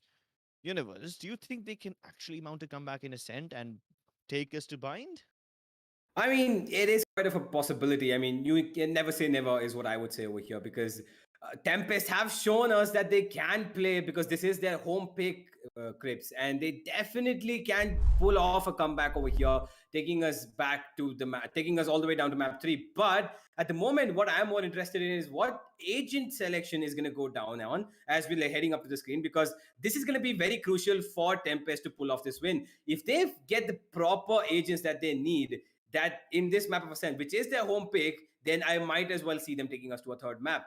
And it doesn't look as much of a change over here, Crips, because we've got the same people playing the same agents again, I think, except for the one change that Direct Sort right now is opting to go for the Jet instead of the Raze. Yeah, and Kubrick has picked up a Sova instead. So that should be pretty interesting. Now they've got 2 initiators, 2 controllers, and 1 duelist. No sentinel on Team Tempest. Yeah. Force One Esports, though, they are going for a little change. Knight Rider is deciding whether he should pick the Phoenix or the Sage. Usually we see him on Jet. So, yeah, that could be a little change. Shivi on the Sova instead of the Breach, which, of course, I would understand. In a sense, Sova is kind of like a staple pick. Although Breach also could have been very, very good. Rafa, instead of going for the Raze, is going into Reyna. RDK on Killjoy instead of a Cypher. So, yeah, more or less the same thing. Oh, okay, wait, never mind. Knight Rider, after hovering upon Sage and Phoenix, then goes for the Jet pick anyway. So, no changes over there. The only difference is Shivi is going for a Breach instead of a Sova, and Rafa is going for Reyna instead of Raze. Yeah. And these agent selections might just prove a little bit more advantageous for either team, because one thing that I don't see on the side of Tempest is what you spotted out, Crips, that is there's no Sentinel. And that might just be their demise on the defensive side, because if you don't have somebody like a Killjoy or a Cypher to hold down that side, it's going to be very difficult, because I don't think a Sova or a Sky is going to be enough to hold down the fort towards any side for that matter. And it's just going to be interesting to see whether or not they're going to be able to pull it off on the defending side. I guess they'll have to somehow make the Astra utility and the Viper utility act as suppressive forces to keep their enemies off bay. But for now, they don't need to worry about holding the B side. They can just do their own thing. They're starting on the attacking side. Once they do get into defense, I guess the Gravity Well plus Poison combo can be decent. This time, though, they do not really care about that Gravity Well. Darkseer was so vulnerable when he walked in over there. Rafa has a great position, but unfortunately he's 4 people at once. It's all down to Skargard now. He's good for only 1. Turn by turn, they keep on getting picked off, but the backstab is already here, and Knight Rider might just be able to catch them off guard. Oh no! He missed a couple of shots, but now he gets 2. Amazing stuff. Spike down, and poor Sky she could do nothing as she got double peaked. She was worried about getting sandwiched from Generator, also worried about Heaven, and in the end, she went down straight to hell. I mean, it was almost done and dealt with. I don't know what Rafa was thinking there. He heard them and I mean, the approach was really nice. He just tried to run into that smoke so he could catch somebody off guard. But in the end, it was just his face being blown up. And Knight Rider whiffed a couple of shots, the first initial few. But he just got these heads popping back and forth. And in the end, the round went in the favor of Force One Esports, as you would expect. And now the Spectre's coming across the board, except for Knight Rider. He does have the Ghost in his hand still. RVK with the Killjoy alarm bot is peeking up towards his mid position, but it's going to be Tempest who just slowly escape his crosshair. But direct shot, okay, he just tapped Knight Rider off the A shot position, but it's going to be Rafa who's going to defend it, but Kubis is going to just classic him down, and Scargod with the Spectre gets one, not going to be enough for another. How are Tempest working this? This eco run going in their favor, and it's over as we speak. The brute force, let's go. All these sheriffs, all the pistols just connecting their shots as they walk right into Catwalk with no resistance whatsoever. You can see how the people of Force One try to desperately clamor to get into positions, just hurry up and hopefully back their teammates up, throw bodies at them, trade frags or something or the other, but nothing worked out. W and Mouse 1. That's the simple combination that Tempest put together in this round. It was not a sophisticated strategy by any stretch of the imagination. They were not even supposed to win that round, but they did. And now they are both equalized in scores. Yes, they are. And now it's going to be F1 who are on the backside. And now he's going to RVK go. Oh, what? RVK, he just looks past that dog and he gets that kill. But AZ unfortunately had to give up his teammate, and now Scargod with his shorty can do nothing but... Okay, that don't know what happened there. Scargod trying to push up with that shorty. Not a good weapon for that range of a fight. Nowhere close to getting a kill or even damage for that matter. Probably just a chip of 10, maybe 15. That's all he's good for. Knight Rider does have a Spectre in his hand. He's gonna get spurred up by the recon anytime now. But he's gonna get a kill nonetheless. Push the smoke down, but it's gonna be... Oh, Eco wins round the board, I guess. Okay, guys, this is the strategy for Ascent. Do not buy weapons. Go for pistols and you will win the round. Yeah, just unorthodox stuff happening all over the board. I still can't get over Scargod and his death. He gave up. He was like, I'm gonna put my hands off of my keyboards. I'm gonna get up and go get a drink. That's what I need to deal with this round. He gave up. But that's alright, because his teammates came right back. Sheriffs, Spectres, everything. They kept on winning these duels. And after they pushed A in the form of Scargod, they pushed RVK once again down the B main area. And after RVK died, one more push came through by Knight Rider. This time he has an operator and he's such a menace. There's no facing this guy. And Force One Esports are back in the lead. Absolutely. The Sova drone does go out and Knight Rider gets spotted out, and he knows the information. He's going to relay it over to his team. But there's going to be no changes in the side of Force One right now with their setup, as they've got their players completely tucked into corners where they can help out each other, except for Knight Rider, who is a little bit deep towards his mid position. He can dash behind though. He does have that dash and a few smokes available as well. But that's not going to be of any use at this point, because it's going to be the B bomb side that they're going to be hitting Tempest over here. 4 players, they are having a man disadvantage, and Shivi is aware of their recon going to be coming in anytime now and has a recon of his own. Rafa there to help him out with that Spectre, peeking out towards his B main position. And Kubrick is going to do the first job over here to throw in that recon. And it's going to be Shivi who gets tagged out and throws in the shock dart. Sorry, shock grenade, my bad, but it's going to be a counter shock grenade coming. Grenade, what am I saying? Sorry, guys. I'm losing my mind, but it's going to be Force One who's going to take the first few peeks over here. Zoid rushing in, going to get one peek of his own, but he's struggling to get another. Shivi's going to take him down, and now Kubrick's left in the 1v4 is going to be able, is going to have a huge task if he gets this round, but it's not going to happen because RVK just swings wide and gets his head off. I mean, on paper, Tempest had a realistic chance of winning that round. The Sova and the Reyna are not the best characters to defend the B side with.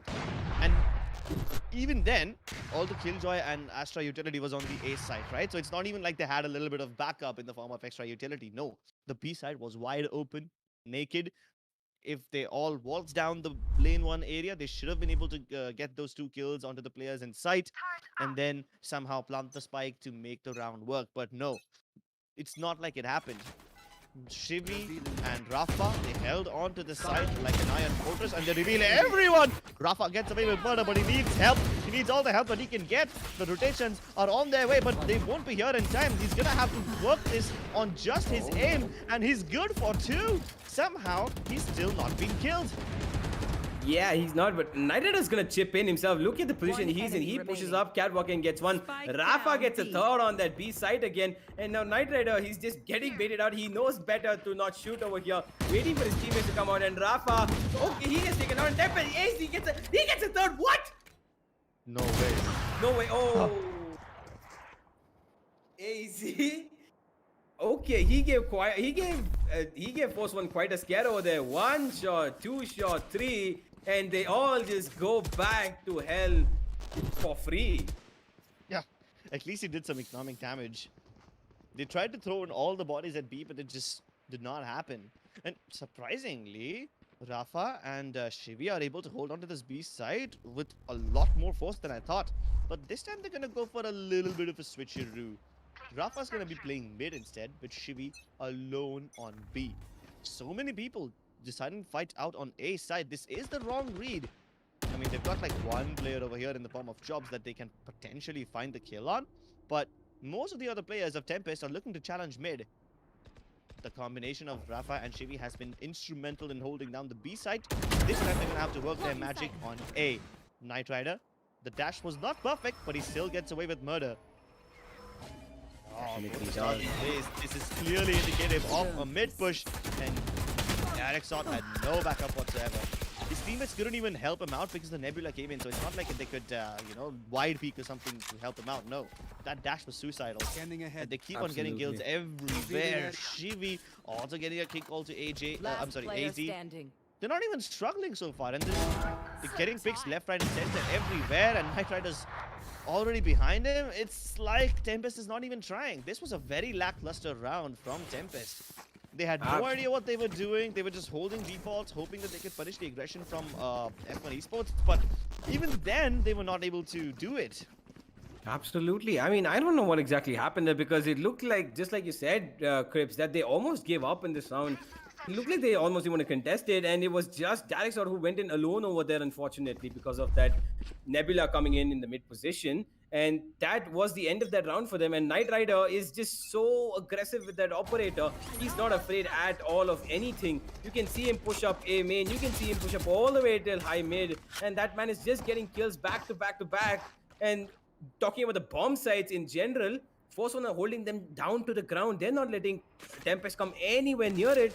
Rafa has an idea that they are towards his A bomb site right now, coming towards the A main, sorry. And he just backs out immediately. And a lot of players from Force One are here towards his A bomb site. Three of them towards Catwalk at the moment, getting all the information that they need. Shivi is going to clear it out and call it out to his teammates. But it's going to be the Seekers and the flashback goes in. And Knight Rider is the first point of contact over here for Force One. But he gets cosmically divided into the other side of the bomb site. And now it's going to be Darixor who leads the charge and clears out the site for his team. The bomb should be going down. Knight Rider still standing up over there. It's going to be Scargod who gets the first initial kill. Chops his wipe up, it is going to be rendered useless because Force One are just too damn good at this point. And the bomb didn't even go down. And Kubrick is wondering what happened on that A bomb side. His teammates did nothing there but die. And RVK closes it down. And Force One looking absolutely in control and in the driver's seat right now, Crips. TEMPEST did not learn from their mistakes. Last time they split up, tried to make a pick or two happen, did not work out for them. This time, instead of waiting to get that pick on mid, they decided to commit all their eggs towards the A site, where F1 Esports had already placed a trap. 4 players ready to welcome them with open arms. They disrespect the Viper's Pit, they disrespect the Cosmic Divide. They go ahead of it and pick up the fights against TEMPEST, and they win those fights. TEMPEST now down to an eco, just a bunch of sheriffs and light shields for them. No ultimates available as well because they used up all of them in the previous round. Get down to absolutely nothing. I mean, we have seen TEMPEST walk away with a lot of sheriff kills, but not when they don't even check Rafa's position. Now they finally do, and 3 people? Okay, then I take my words back. The sheriffs are actually very, very effective. This is now to be a little bit of a scare for Force One. Shivi gets one back in return, but it is still not enough because they do have the man advantage. And okay, forget what I said. Shivi gets another. That shock dart, absolutely perfect. He gets coup, breaks the opponent so far. And now it's going to be Skargod who comes from the back lines and gets another himself. And it's going to go back in the favor of Force 1 right now, which looked like a very, very scary round for them. They do have 2 other ultimates in case his bomb goes down and gets a little bit more nasty for them. Tempest have weapons to work with right now, holding down this catwalk position and garden. Zoid knows that there's somebody there. They might just peek out and they slowly walk their way up to this bomb side of A. There is the operator on AZ, but I don't think it's the optimal weapon for choice right now in this situation, as they do have to get the bomb down as soon as possible. Otherwise, they're gonna have some trouble holding down this A bomb side. And now the bomb has been hurt planting, and Shivi's immediate reaction is to get that Hunter's Fury going, get that kill onto AZ, and make it all the more easier for his team. As Zoid, the only man left, and can do nothing but wait for his demise or the bomb plant. The least he can do is get that going. But it looks like Force 1 are not gonna let him do even that. Zoid will get 1 headshot, but that's all he's gonna find except for his demise. And now Force 1, which looked a little bit too up and down for them this round. An eco round again, which looked going in favor of Tempest, is pulled right back into Force 1's hands. Yeah, but do you see the similarities in between this round and the playstyle of Tempest on split attacking side? Again, they waited for like 20 seconds to start planting. Of course, when you have that little time left, if a Hunter's Fury comes in, that will boil down even more time. That will delay you even further, and then you have absolutely no chance of getting the spike plant without everyone else jumping you. The same mistakes from the previous map are being repeated over here. I hope they catch on to it soon enough. If not, Force 1 Esports is going to have a very easy time dealing with this. Yeah, they should be. And now it's going to be RVK who makes things a little bit easier, taking out that Hound, not giving any information whatsoever towards his B bomb side. Tarek takes out that alarm bot, which would trouble him in case he would get vulnerable. And now RVK is holding on onto this B side. He's just going to wait until that recon comes in. But Shivi, look at his outrun. He's getting a lot of information. He knows that there's nobody towards mid, and now they can focus on these bomb sites. Both A and B is where these people need to be focusing on, and Force 1 are doing just that. Knight Rider with the operator here is waiting for some sort of information to come in from his teammates so that he can get out a peek and get 1 kill and immediately dash away. And it is going to be the A bomb side that Tempest are getting tempted by. They're giving a lot of sound here. He's just jumping up and down here, jobs to give as much sound cue as possible. That, hey, listen, we're coming here. And now Knight Rider is definitely going to be responding to that as soon as he finds them in front of his crosshair. He finds one, but he's not going to connect the shot. He gets reconned as well, but he is going to be able to go back to safety. And Skargod, playing to perfection with his Astra Stars, gets 2. Knight Rider chip in another 2 himself, and now AZ somehow sneaks into the garden position. Is probably looking at his death. Yeah, he is going to be looking at his death. RVK is going to give it to him, and it is going to be another round on the board for Force 1. And Crips, it is looking almost too easy for Force 1 at this point. I don't get it. Why was Jobs behaving like a little bunny over there? Why was he jumping up and down? Okay, I mean, let's see. If he deliberately gave away the sound cue to sell a fake, yeah, Tempest went back towards the B side after that. Understandable. But he's giving away all these sound cues. And it's not like he's not aware of it. He's probably doing it deliberately. I just can't help but wonder what the purpose of all that is. I genuinely don't have a response to that. I don't have any answer to that. Maybe he's practicing his bunny hops. Standing in the same place? That's not a bunny hop.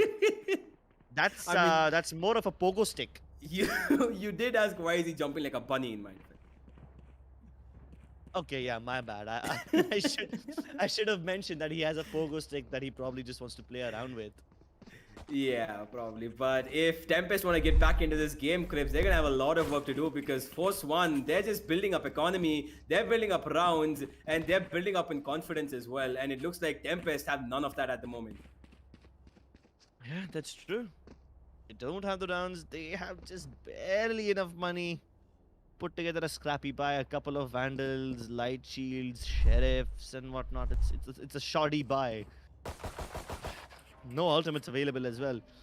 Zoid is 1 point away from getting his ultimate back online, and so is Darexot. But again, even if they get it online, they will not be able to win this round unless they deliver kills with the Sheriffs, right?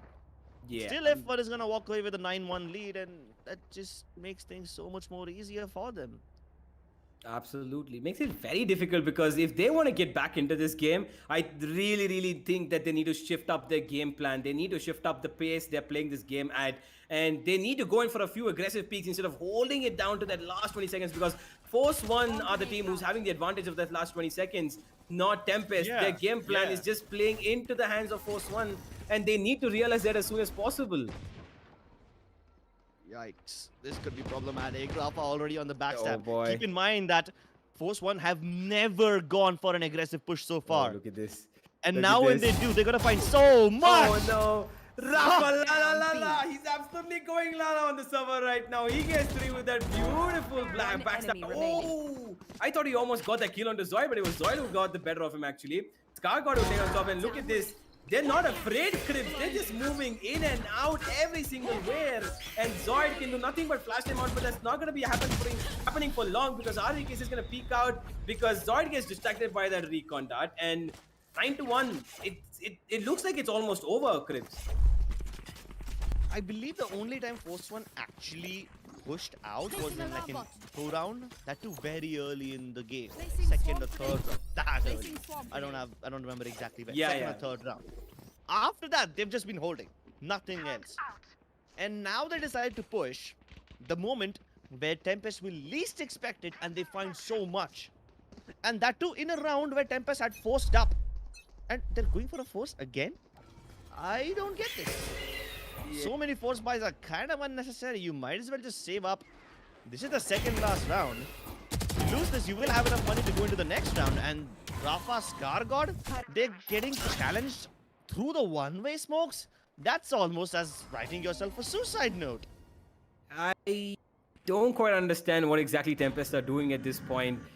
They're just force buying, like you said, into almost every single round. But, you know, I understand why that's coming in because, to be fair, in their defense, they are 8 rounds down, Crips. So they would want to do anything and everything because they're at a point of desperation where they're looking for literally every single thing they can find. They're looking for 1 or 2 rupees in a whole bunch of haystacks where it's actually Force One who are sitting in a whole mountain of cash right now, and they're just trying to find anything they can in that. They're trying to steal anything they can from Force One, but it's not working in their favor. And even the entrance to this B bomb site has been denied by RVK. Those nanoswarms going in, but Darexat is just gonna creep up behind the smoke, and he's gonna go into this B bomb site. Kubrix finds one. Shivy's just gonna pop out of that smoke and get Darexat. And now it's again the bomb going down though, but a demand disadvantage currently still in the favor of Force One. Force One gets another man down, and it's gonna be Scar God who shuts it down. 10-1. This is not good at all for Tempest. What is happening? I mean, I was against the force buys, but I guess I can let that slide. What I'm still surprised about is the fact that they were challenging them through the one-way smokes they put up on A. I mean, I don't know. Exactly, like that doesn't make sense. Right there.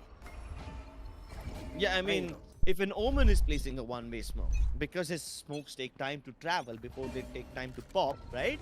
Yeah, You absolutely. can potentially challenge it because the smoke will not pop in time, but the Nebula pops right in time. They were hoping that they will be able to put up a gravity well and then challenge them, but their opponents went beyond the gravity well, ahead of where they were supposed to be, and then they spotted them. So, yeah, I mean, questionable decisions, but I guess they are getting a little desperate at this point. Well, okay, that's just happening. The F1 get 2 kills, but it's gonna be Tempest to go back to back. They get 3 in return, and now it's gonna be Force One who are on the backlines for the first time, mind you, ladies and gentlemen, in this entire map so far. 10-1, they are leading, and it doesn't even matter if they lose this round. RVK though would probably not want to give them anything. He goes in for the peak, but he gets taken down by Kubrick's Spectre. And Knight Rider on 4 HP, and that operator. We've seen him pull off some amazing clutches, even with this amount of health. But this is probably out of the bag even for him. And it's all done and dusted this round. 10-2 is what they're gonna have now, Tempest. And that's all they're gonna have to work with, because I don't think that it's gonna matter to Force One at this point that they lost this round, because my god, they have so much on the board working for them. The confidence, the money, the rounds, everything is in their favor, and they would be okay with letting go of 1 or 2 rounds, wouldn't they, Crips? Yeah, 1 or 2 rounds is nothing. Like 2 rounds versus 2 digits, come on. You know the difference is Absolutely. Well said. Absolutely. That's gonna put a lot of hurt on them. And now, as we go into what's the last round in this. I'm sorry. I'm sorry. We shifted sides. I thought I was seeing I was seeing another scoreline. My bad, ladies and gentlemen. But as we shift sides, it's gonna be Force One now, who are gonna be bringing on the hailstones to rain down upon Tempest as they are defending. They have the advantage. The only question is whether or not it's gonna be Tempest who can hold off this advantage to pull this back into an amazingly miraculous comeback. Oh, they're challenging them through the Viper toxin screen? And they're sneaking in? You This don't can be know dangerous. that F1 are here? They've gotten control of mid to B area already, and they're about to pick up insights from both these areas. Darazot, he was trying to hold off any lurkers, but Knight Rider takes him down. These three players are now trapped inside the water. Their crossfire could be deadly, but again, they have no backup. They need to hold it off on their own, and they're good for it. Kurpix and Zoid delivering again and again. Oh God. Don't dare try to knife him. Are you kidding me? No way he went for that. All right, okay. Cool. I don't know. I have no words to say, but yeah, he straight up went for the knife over there with the claw, and it blew up in his face. Yeah, apparently. So of course they're gonna have a little bit of banter in the chat, and Kubrick justifies it by saying he did not have any ammo left in his gun. Is he lying or not? Guys, I'm gonna let you guys be the judge. Yeah, absolutely. The one thing that I think was pointed out in this round, Crypt, is going to be one of the major things that mid control that came into Force One's hands shows the lack of a sentinel. Because if a Killjoy alarm bot was placed onto that mid position, I think they would have had a better control of that mid position, Tempest. But unfortunately, because of not having a sentinel, they had to give up that control. In the end, it didn't matter for sure, but in the rounds to come, it's definitely going to play a factor in how they go about defending these rounds. And speaking about defending, they're not going to do anything right now because RVK gets the first one. That man is absolutely crazy with that sheriff. Somebody needs to get him off that weapon, man. And the rest of Force One as well, because Rafa's going to find another now. And into the A bomb site they go. The bomb site is open. They're going to get the plan. And round number 11 looking very much on the cards for Force One now. Yeah, and it's like they're reading off these cards like a speech prepared. They know they're gonna win. They have the victory speech ready. And Rafa delivers yet again with that juicy deagle. Last player standing. And too much. He tries to pre-fire all these corners, but it's not gonna work out. Flawless round for F1 Esports. And you were right. That Sentinel utility lacking on mid is definitely causing a little bit of impact as to what the setup of Tempest looks like. They almost always have to place someone over there. And it has to be the initiators. It has to be one of them. Has to be either the Sky or the Sova because they need the information early on, yeah? Yes. They need mid to act like an early warning system. And in order to do that, they have to place either Zoid over there or Kubix over there. Absolutely. They had Zoid present, but then RVK one-tapped him, and there's really not much you can do when you get absolutely destroyed like that. This time Scar God delivers too. No matter the weapons, they will keep on getting these kills, but 3 people on the side might just make things a little easier for Tempest as Ace continues to deliver. Doesn't pick up a weapon, but he sneaks on towards the other side of the smoke. Okay, this could be brilliant if they were still present over there. Nope, they are not. F1 Esports now trying to try their luck towards some other part of the map. Darkgod is gonna creep up towards mid, and they know that he's here. He should be expecting Chobs on the other side, but Chobs knows better to peek this angle with this Sheriff because he knows he has the weaponry disadvantage. And now it's gonna be okay. Force One pushing up towards here. Garden, they get the A set completely cleared up, and Scargod is gonna hold this off over here. He gets one. He knows where the other is. He's gonna put down a star over here easy, but I don't think that's gonna help him much because the shock darts are coming raining in, and it's not gonna be anything for him to do because Scargod is gonna hold down this angle on his counter Astra. He does have the Phantom to his use, but he has absolutely no health to work with. One bullet, one sneeze, one blow of air, and AZ goes down the reins of hell. And it's going to be him alone against 3 other players of Force One Esports who are looking to find match point. Scargod is trying to peek the angle, and he will get the kill, obviously, with that advantage of health as well in his favor. And now, Force One Esports, I think it's over, Cribs. I think it's done and dusted over here. A 2-0 victory looking very much almost done for Force One. Hey man, you don't light the cigar until the fat lady sings. That I will agree. Yeah. Yeah. All right. let's see what these guys need to do. Luckily, I don't have to come up with a solution to help them out, but maybe they could start playing a little aggressively on mid, change things up instead of focusing on the sides. They know that Force One Esports have been trying to take mid control, but as soon as I say that, Force One Esports change things up. Most of them now present towards the A main area. They just want to rush right in and get it over with. They don't want to go for any of these complicated pushes. They just want the dub.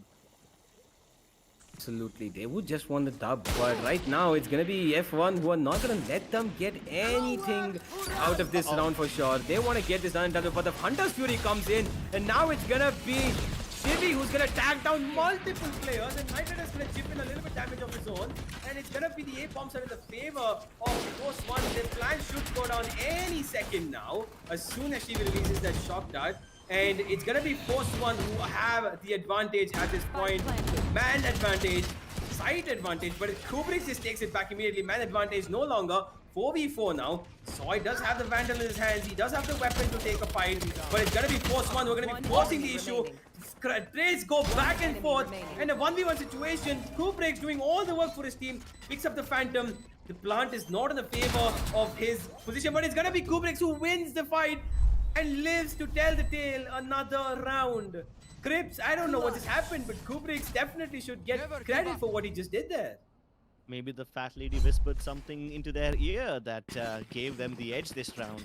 They knew what F1 Esports were gonna do, and I hope that the fat lady keeps on delivering these messages in time so that they can set up their defenses accordingly. The backup was so quick this round. TEMPEST, they did not even let F1 Esports try to plant. They did not even, let this round go into a post-plant situation. They were fighting them again and again and again. And because of that, they had to plant the spike in a very awkward spot, which wasn't really in the favor of Scargod. He did have a line of sight onto him, but then it kind of telegraphed his position. So, yeah. That way, TEMPEST live to tell the tale, but again, even after winning, they don't have the weaponry advantage. They've got Spectres and Judges. Yeah, maybe that Judge could be interesting. But can Darazot make this peak work? Ooh, this is really close. Hello. Oh, he spots him. Oh. Darazot, he just gets the better of him. Unfortunately, Nightrider cannot flick onto him, and now it is a man advantage going in favor of Tempest. But it doesn't matter. Look at where Rafa is sitting. He could kill off the entire rotation coming over here. There are 3 players towards this B bomb site, but it's not gonna matter. Kubrick is gonna tag down one, and he's gonna probably get another kill over here, but he's just being forced off by so many different utilities coming on his way. Jobs gets one with the Judge. The interest just keeps evolving over here with that weapon and still in play. And Force One Esports are having to give away another round over here. Shivy good only for one, and Tempest, the fat lady keeps singing. Krebs is just working for them a few rounds at least, but it is definitely working. She's not singing yet. She's just whispering things into their ear. Motivational speeches, I guess. But hey, keep in mind, F1 Esports are starting to run out of money. They have a little bit left in the bank. They've got a Phantom onto Scargod. Probably a Hero Phantom meta. It could work, but maybe. Again, they just need to cause economic damage to Tempest right now. Keep in mind that Tempest also have just stung together 2 rounds. I mean, they don't even need to win. They just need to kill people. Make sure that they don't carry forward these weapons into the next round. And oh my god, Nightrider, a very brave push. Gets into the side, sees it's empty. They can use utility to force. Oh my god, oh my god. All the way down there. Gets the kill onto Jobs. And he wants to do some more damage. It's just so awkward, him being in these positions, which puts Tempest in so much pressure, but Nastova has a better solution for this thing. Another Cosmic Divide is going to come through, and this time to shut off the backside. Because they're not playing over there, they're playing ahead of it. 4v3 retake. This could be the round that they've been looking for.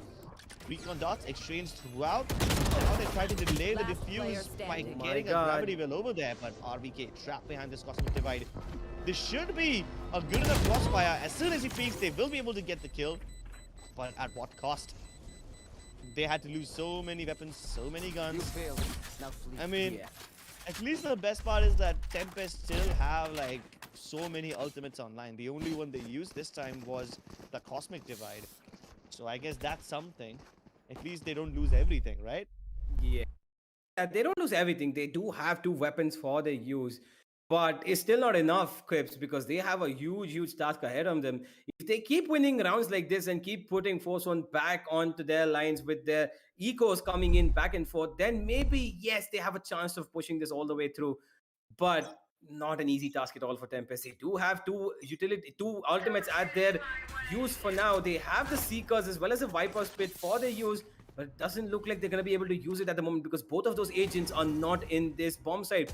A is where Knight Rider has been lurking with his operator, and the Viper Spit is actually going to go down towards this B bomb site, not letting F1 force into this B bomb site at all by any means, and that should give them the avenue to rotate over towards the A bomb side and get some fruit picks. But it's gonna be Force One now, who have Knight Rider doing the work for them. He gets the first kill, and the A bomb side now is open only direct shot over here. The rotation has coming from Zoid, but it's gonna be Knight Rider doing more work for his team. He gets a second, and now it's gonna be Stargod who adds on to that tally. Zoid gets one in return, and just like that, Tempest is looking all but over for them in a 2v4 situation. They can't do anything but have to go for this retake. Look at Chops. Look at Chops. He's about to get both of those kills. Oh, he gets only one. But that's all right. He just balled it down to a 2v3. Chops was lurking against the lurker, trying to take a page out of their own book.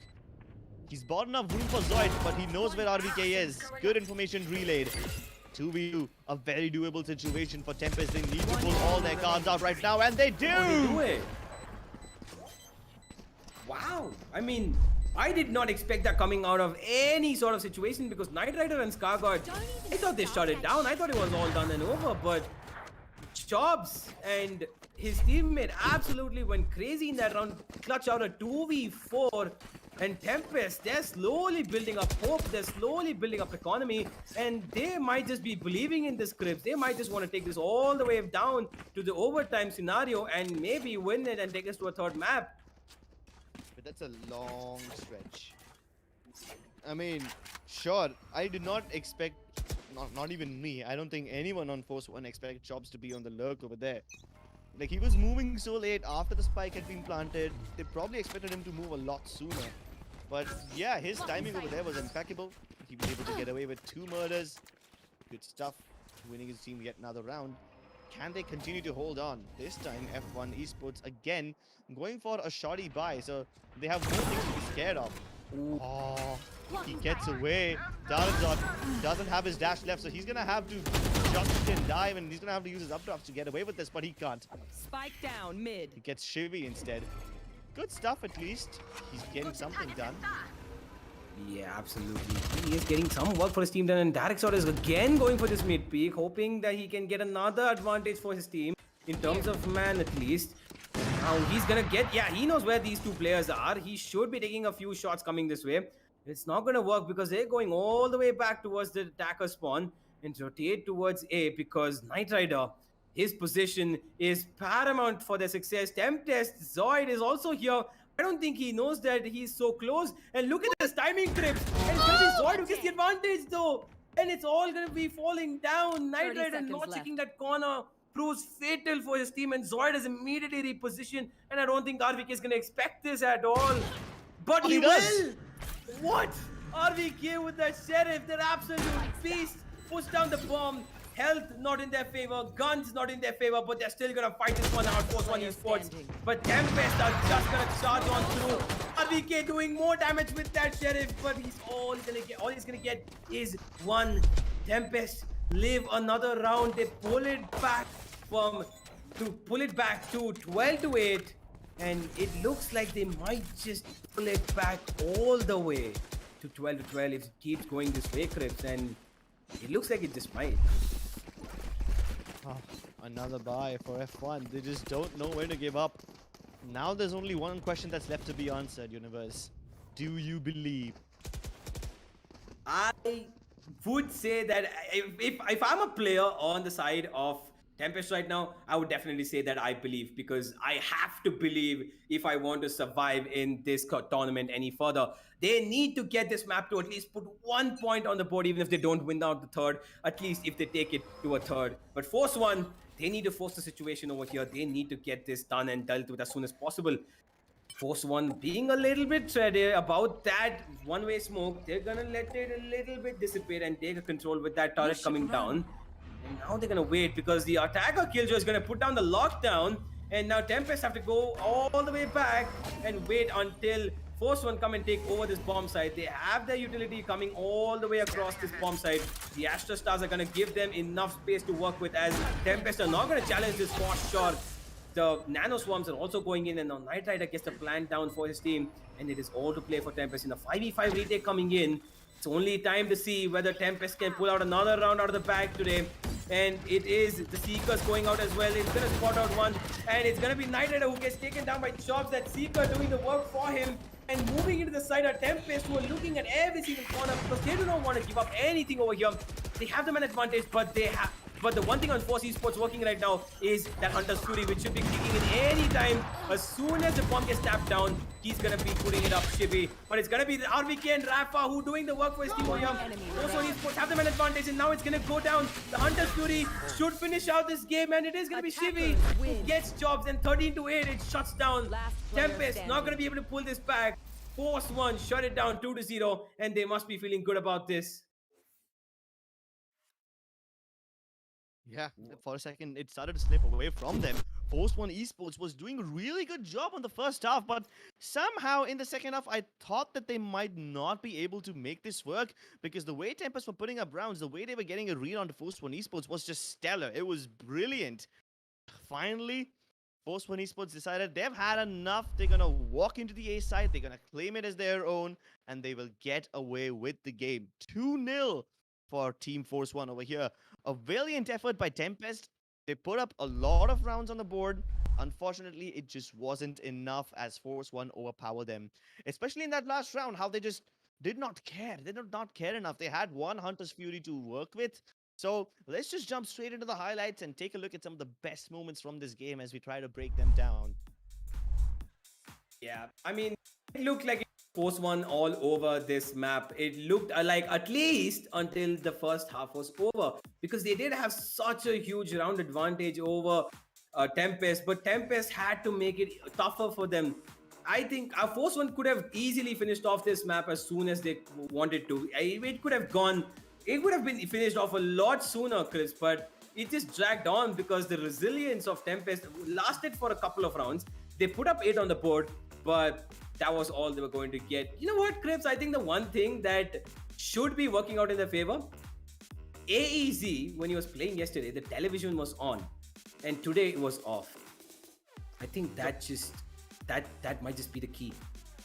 So are you saying the TV is good for him or bad? It's good. It might just be good for him. You never know, because when he was playing against Global Esports, he was going on a rampage when that television was on. Wow, You know, maybe that's the complete opposite of what an Indian parent would say. Like my parents would probably say that this TV is gonna rot your brain, and it's probably true, but apparently not for him though. Either way, that's a weird parallel to draw out. Good for point. Thanks for pointing that out. Yeah, but there's one thing though. I'm not sure about the continued TV having impact on this game, but there is one thing that was continuing from map 1 to map 2, and that is Tempest taking way too much time to get into the site. This round by AZ was just so good. It was highlight material. He got some really stylish frags, but it just wasn't enough. And this is when Tempest realized, after this round, this is when Tempest realized that Force One Esports are having their way. Unlike Split, Force One Esports are not playing passively. They're still moving around wherever they want. They're still pushing into places which make Tempest uncomfortable. They're still going around for the wraparounds. Tempest Esports realized that they don't have the amount of luxury that they did in Split, at least not this time around. So what do Tempest Esports do? They decide to take control of mid again. The one thing that was working for them, unfortunately, it just, it forced them to go back into the bad habits of taking too much time to get into a site. Yeah. And you barely have anything left. And every time they try to move in, somebody or other will be a little thorn in the side. Scar God will just peek out, or maybe a shock dart will come in to delay the plant, or maybe the nanoswarm grenade will come in, or something or the other will happen like that. So, few similarities, few differences in between these two maps. Well, I guess both you gentlemen definitely enjoyed that specific game, and I guess that was one spicy affair for sure, except for map number 2, which we definitely are going to get onto, by the way. But Now, moving on to you, Universe. You did cast the previous Tempest game. I want to ask you a question. Did you see any sorts of changes coming out from the side of Tempest, or how they exactly cruise a specific best of three match against Team Force One Esports? Absolutely. I mean, the change was insurmountable. The way they were, first of all, the change of weaponry. I did not see any sort of judge outplays come this time. I did not see anything that was a shotgun related, advantage that they had in these close corners. Nothing of that sort. No aggression. Absolutely nothing in the form of what they did against Global Esports. In today's match, it looked like they were lacking that, that kind of a charisma that they had in the previous game. They were having fun the last game, but didn't look like they were today because they were forced to play backside. Force One just forced their way through almost in every single avenue they could find. And in the end, like Cripps pointed out many times, they were just holding back, playing in the last 30 seconds of the round, trying to push in at a time where it's nowhere near favorable for them. It did not work out, and they did not learn from that. And in the end, it caused their demise and go down 2-0 in this series. Well, that is quite an insight for sure. I mean, yeah, we did see a lot of changes in terms of the composition as well coming out from the side of Team Tempest, and it sort of worked out for them in the map of Split, but on the map of Ascent, it was entirely something else. So, Crips, now over towards you. What Mhm. did you think of that specific best of three, and your thoughts on the map of Ascent? My thoughts on the map of Ascent. I feel like Force One Esports did not even have to whip out more than a few pages of their playbook. Like they were doing the same things over and over again, but it was still working because Tempest was not able to read what they were doing quickly enough. And the one time where Tempest thinks they have the read, Force One Esports switch it up. It's like they take so long to gather all that information only to have that illusion of having the information shattered. That is, I think, heartbreaking. Tempest, they lose the rounds, that's fine, but they also lose their minds while doing all of this because you do, like, you put in so much effort to build a theory, to build a hypothesis, test if the hypothesis is correct, test if Force One are indeed playing in that way. And after your research comes through, the whole syllabus changes. That's what it felt like. Well, I guess that is kind of true because see on the map of Ascent as well, right? We did start off with a bang from the side of Force One Esports. They sort of put an end to that first half in quite a dominating lead, and I guess Tempest it was just like a matter of time unless they realized as to what exactly they were doing wrong, and they did try to make a few little changes here and there, I guess, but then it didn't quite work out. Force One Esports being the better team here today, having much more experience than the Tempest players were able to read it out and bring it all back. I yeah, completely agree to both of you on that. And yeah, like that game was kind of like a topsy turvy affair, but at the same time, Tempest, I guess they still have a lot to work on, right? Now, this specific question I'm going to ask over towards the side of Universe. What exactly do you think did not work out in the favor of Tempest, and what do they need to work on? I think the one thing that did not work out in the favor was clearly the fact that they held back their entire strat, their gameplay was to play out in the last 20 seconds of every single round, just as Script stated out, and that I think was the biggest downfall for them because it was not working for them, but instead it was playing in the favor of Force One because they were taking as much advantage as they could of that both on attacking and defending side, and in the end it was just Tempest who just they had no answer whatsoever because they were repeating the same things again and again and again going in the last 20 seconds. They should know better that it's not working out for them, and going into the next few matches I really do think that Tempest should play at what they do best rather than trying to do something that is, a little bit more textbook Valorant. Because if you have a weird game style that works for you, I think you should stick to that and not let anybody else tell you what you should do. And that I think is the biggest favor that can work for Tempest in like the games to come, unless it's what they choose to do in the end. Yeah, I mean, having confidence in yourself and making the plays that you feel right is something that is very very important, and you are absolutely right about that. Universe. Now over towards you, Crips. What exactly do you think Knight Rider and Gang, that is Force One Esports, should do moving further from this specific stage in the tournament? I think they should be able to recognize what their opponents have made them do. Like, I remember on this attacking side of Split, when Tempest was, on the attacking side, they were holding defaults to the extent where they stopped Force One Esports from pushing in wherever. Like there was this few rounds where RVK gets picked off while he was pushing A, or Rafa gets picked off while he was pushing somewhere. To the extent where at one point we saw Rafa go down to a player who was hiding literally on the attacking spawn. Not even in C, was on spawn. Like, who would expect a player to be in that situation, right?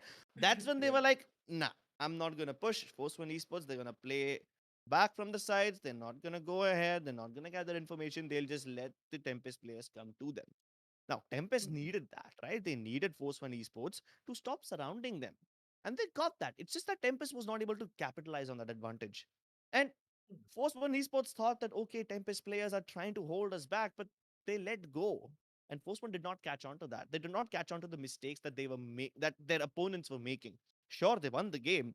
And to a large extent, Force One Esports also manipulated Tempest into making mistakes, forced errors. That's why they call Force One. They forced the errors out of their opponents. But a few times when your opponent is also making mistakes, you did not catch on as easily. Maybe because that curiosity was stomped out of you. So, yeah, they adjusted very well. I just hope they can keep on readjusting again and again and again, because Tempest, they can adjust against pretty easily. But if they go up against stronger opponents, let's say someone like Global Esports or Godlike, then they're going to have to reset their momentum time and time again, because Global can also adjust again. I guess that's all it comes down to. How much do you know about your opponents, and for how long do you know it? Because that information will change sometime or the other. Yeah, having an idea as to who exactly is your opponent, and making making a lot of read onto them and doing your homework is very important. Let's take a quick look at the group standings, by the way, because the table is ready and we can't wait to see who exactly is going to be in what position. And let's take a quick look at what Force One Esports are looking at after that specific victory against Tempest. And boy, oh boy, they have climbed up the ladders, and they're sitting at the first spot now with 2 wins and 4 points on the board. Whereas Tempest, 2 losses now. What can they do in order to climb up the board? Maybe their best bet is to be facing off against teams like Simple and Insignia, right? Because right now, we did have this little bit of a conversation in the analyst segment. The previous time we saw Tempest playing that all of these players, like all of these teams actually, like Force One Esports, Valor, Global Esports, Godlike Esports, especially Global, Godlike, and Force One, they are going to be sitting pretty high up there on the board without any issues whatsoever. So all of these other teams, they need to work really hard. And I guess both our analysts who did analyze the specific play, they broke down the entire match for you guys. Maybe you guys from the side of Team Tempest can just pick something up from there and work towards it. This is definitely a long running league, so there is always a room for evolution and adaptation. So looking forward to making that specific evolution in their specific play, and looking, seeing them climb up the ladder as well in the group standings. But yeah, with that, we pretty much are done with the group standings as well. We're pretty much done for the day as well. Had a pretty insane day, by the way. The first half was a very close affair where it went all 3 maps, but then the second half of the day was kind of like a stomp, I would say, because Force One Esports, they definitely clean swept the entirety of Tempest off the server as well. Force One Esports, congratulations once again for that specific victory, and we are looking forward to seeing you guys making more and more plays such as these. And Tempest, we're looking to see you guys evolve and come back stronger as well. With that said and done, we are pretty much done for the day. Thank you so much for tuning in for the day, ladies and gentlemen. It was an amazing and action-packed day for sure. We have got more coming straight in front of your screens tomorrow as well at the same time, 3:30 p.m. and 7:30 p.m. The first half and the second half. So don't forget to tune in for that. Once again, a huge shout out to our sponsors, AMD Ryzen and WD Black, for making the TEC Gauntlet Season 1 possible. Without them, you guys wouldn't be seeing all of this jazz in front of your screen. So please check out the links down in the description below, and also buy some of the products coming out from the side of AMD Ryzen and WD Black using the link down in the description as well. So thank you so much for tuning in. We wish you a good night, sweet dreams. We'll be seeing you guys tomorrow with more and more Valorant action. Peace.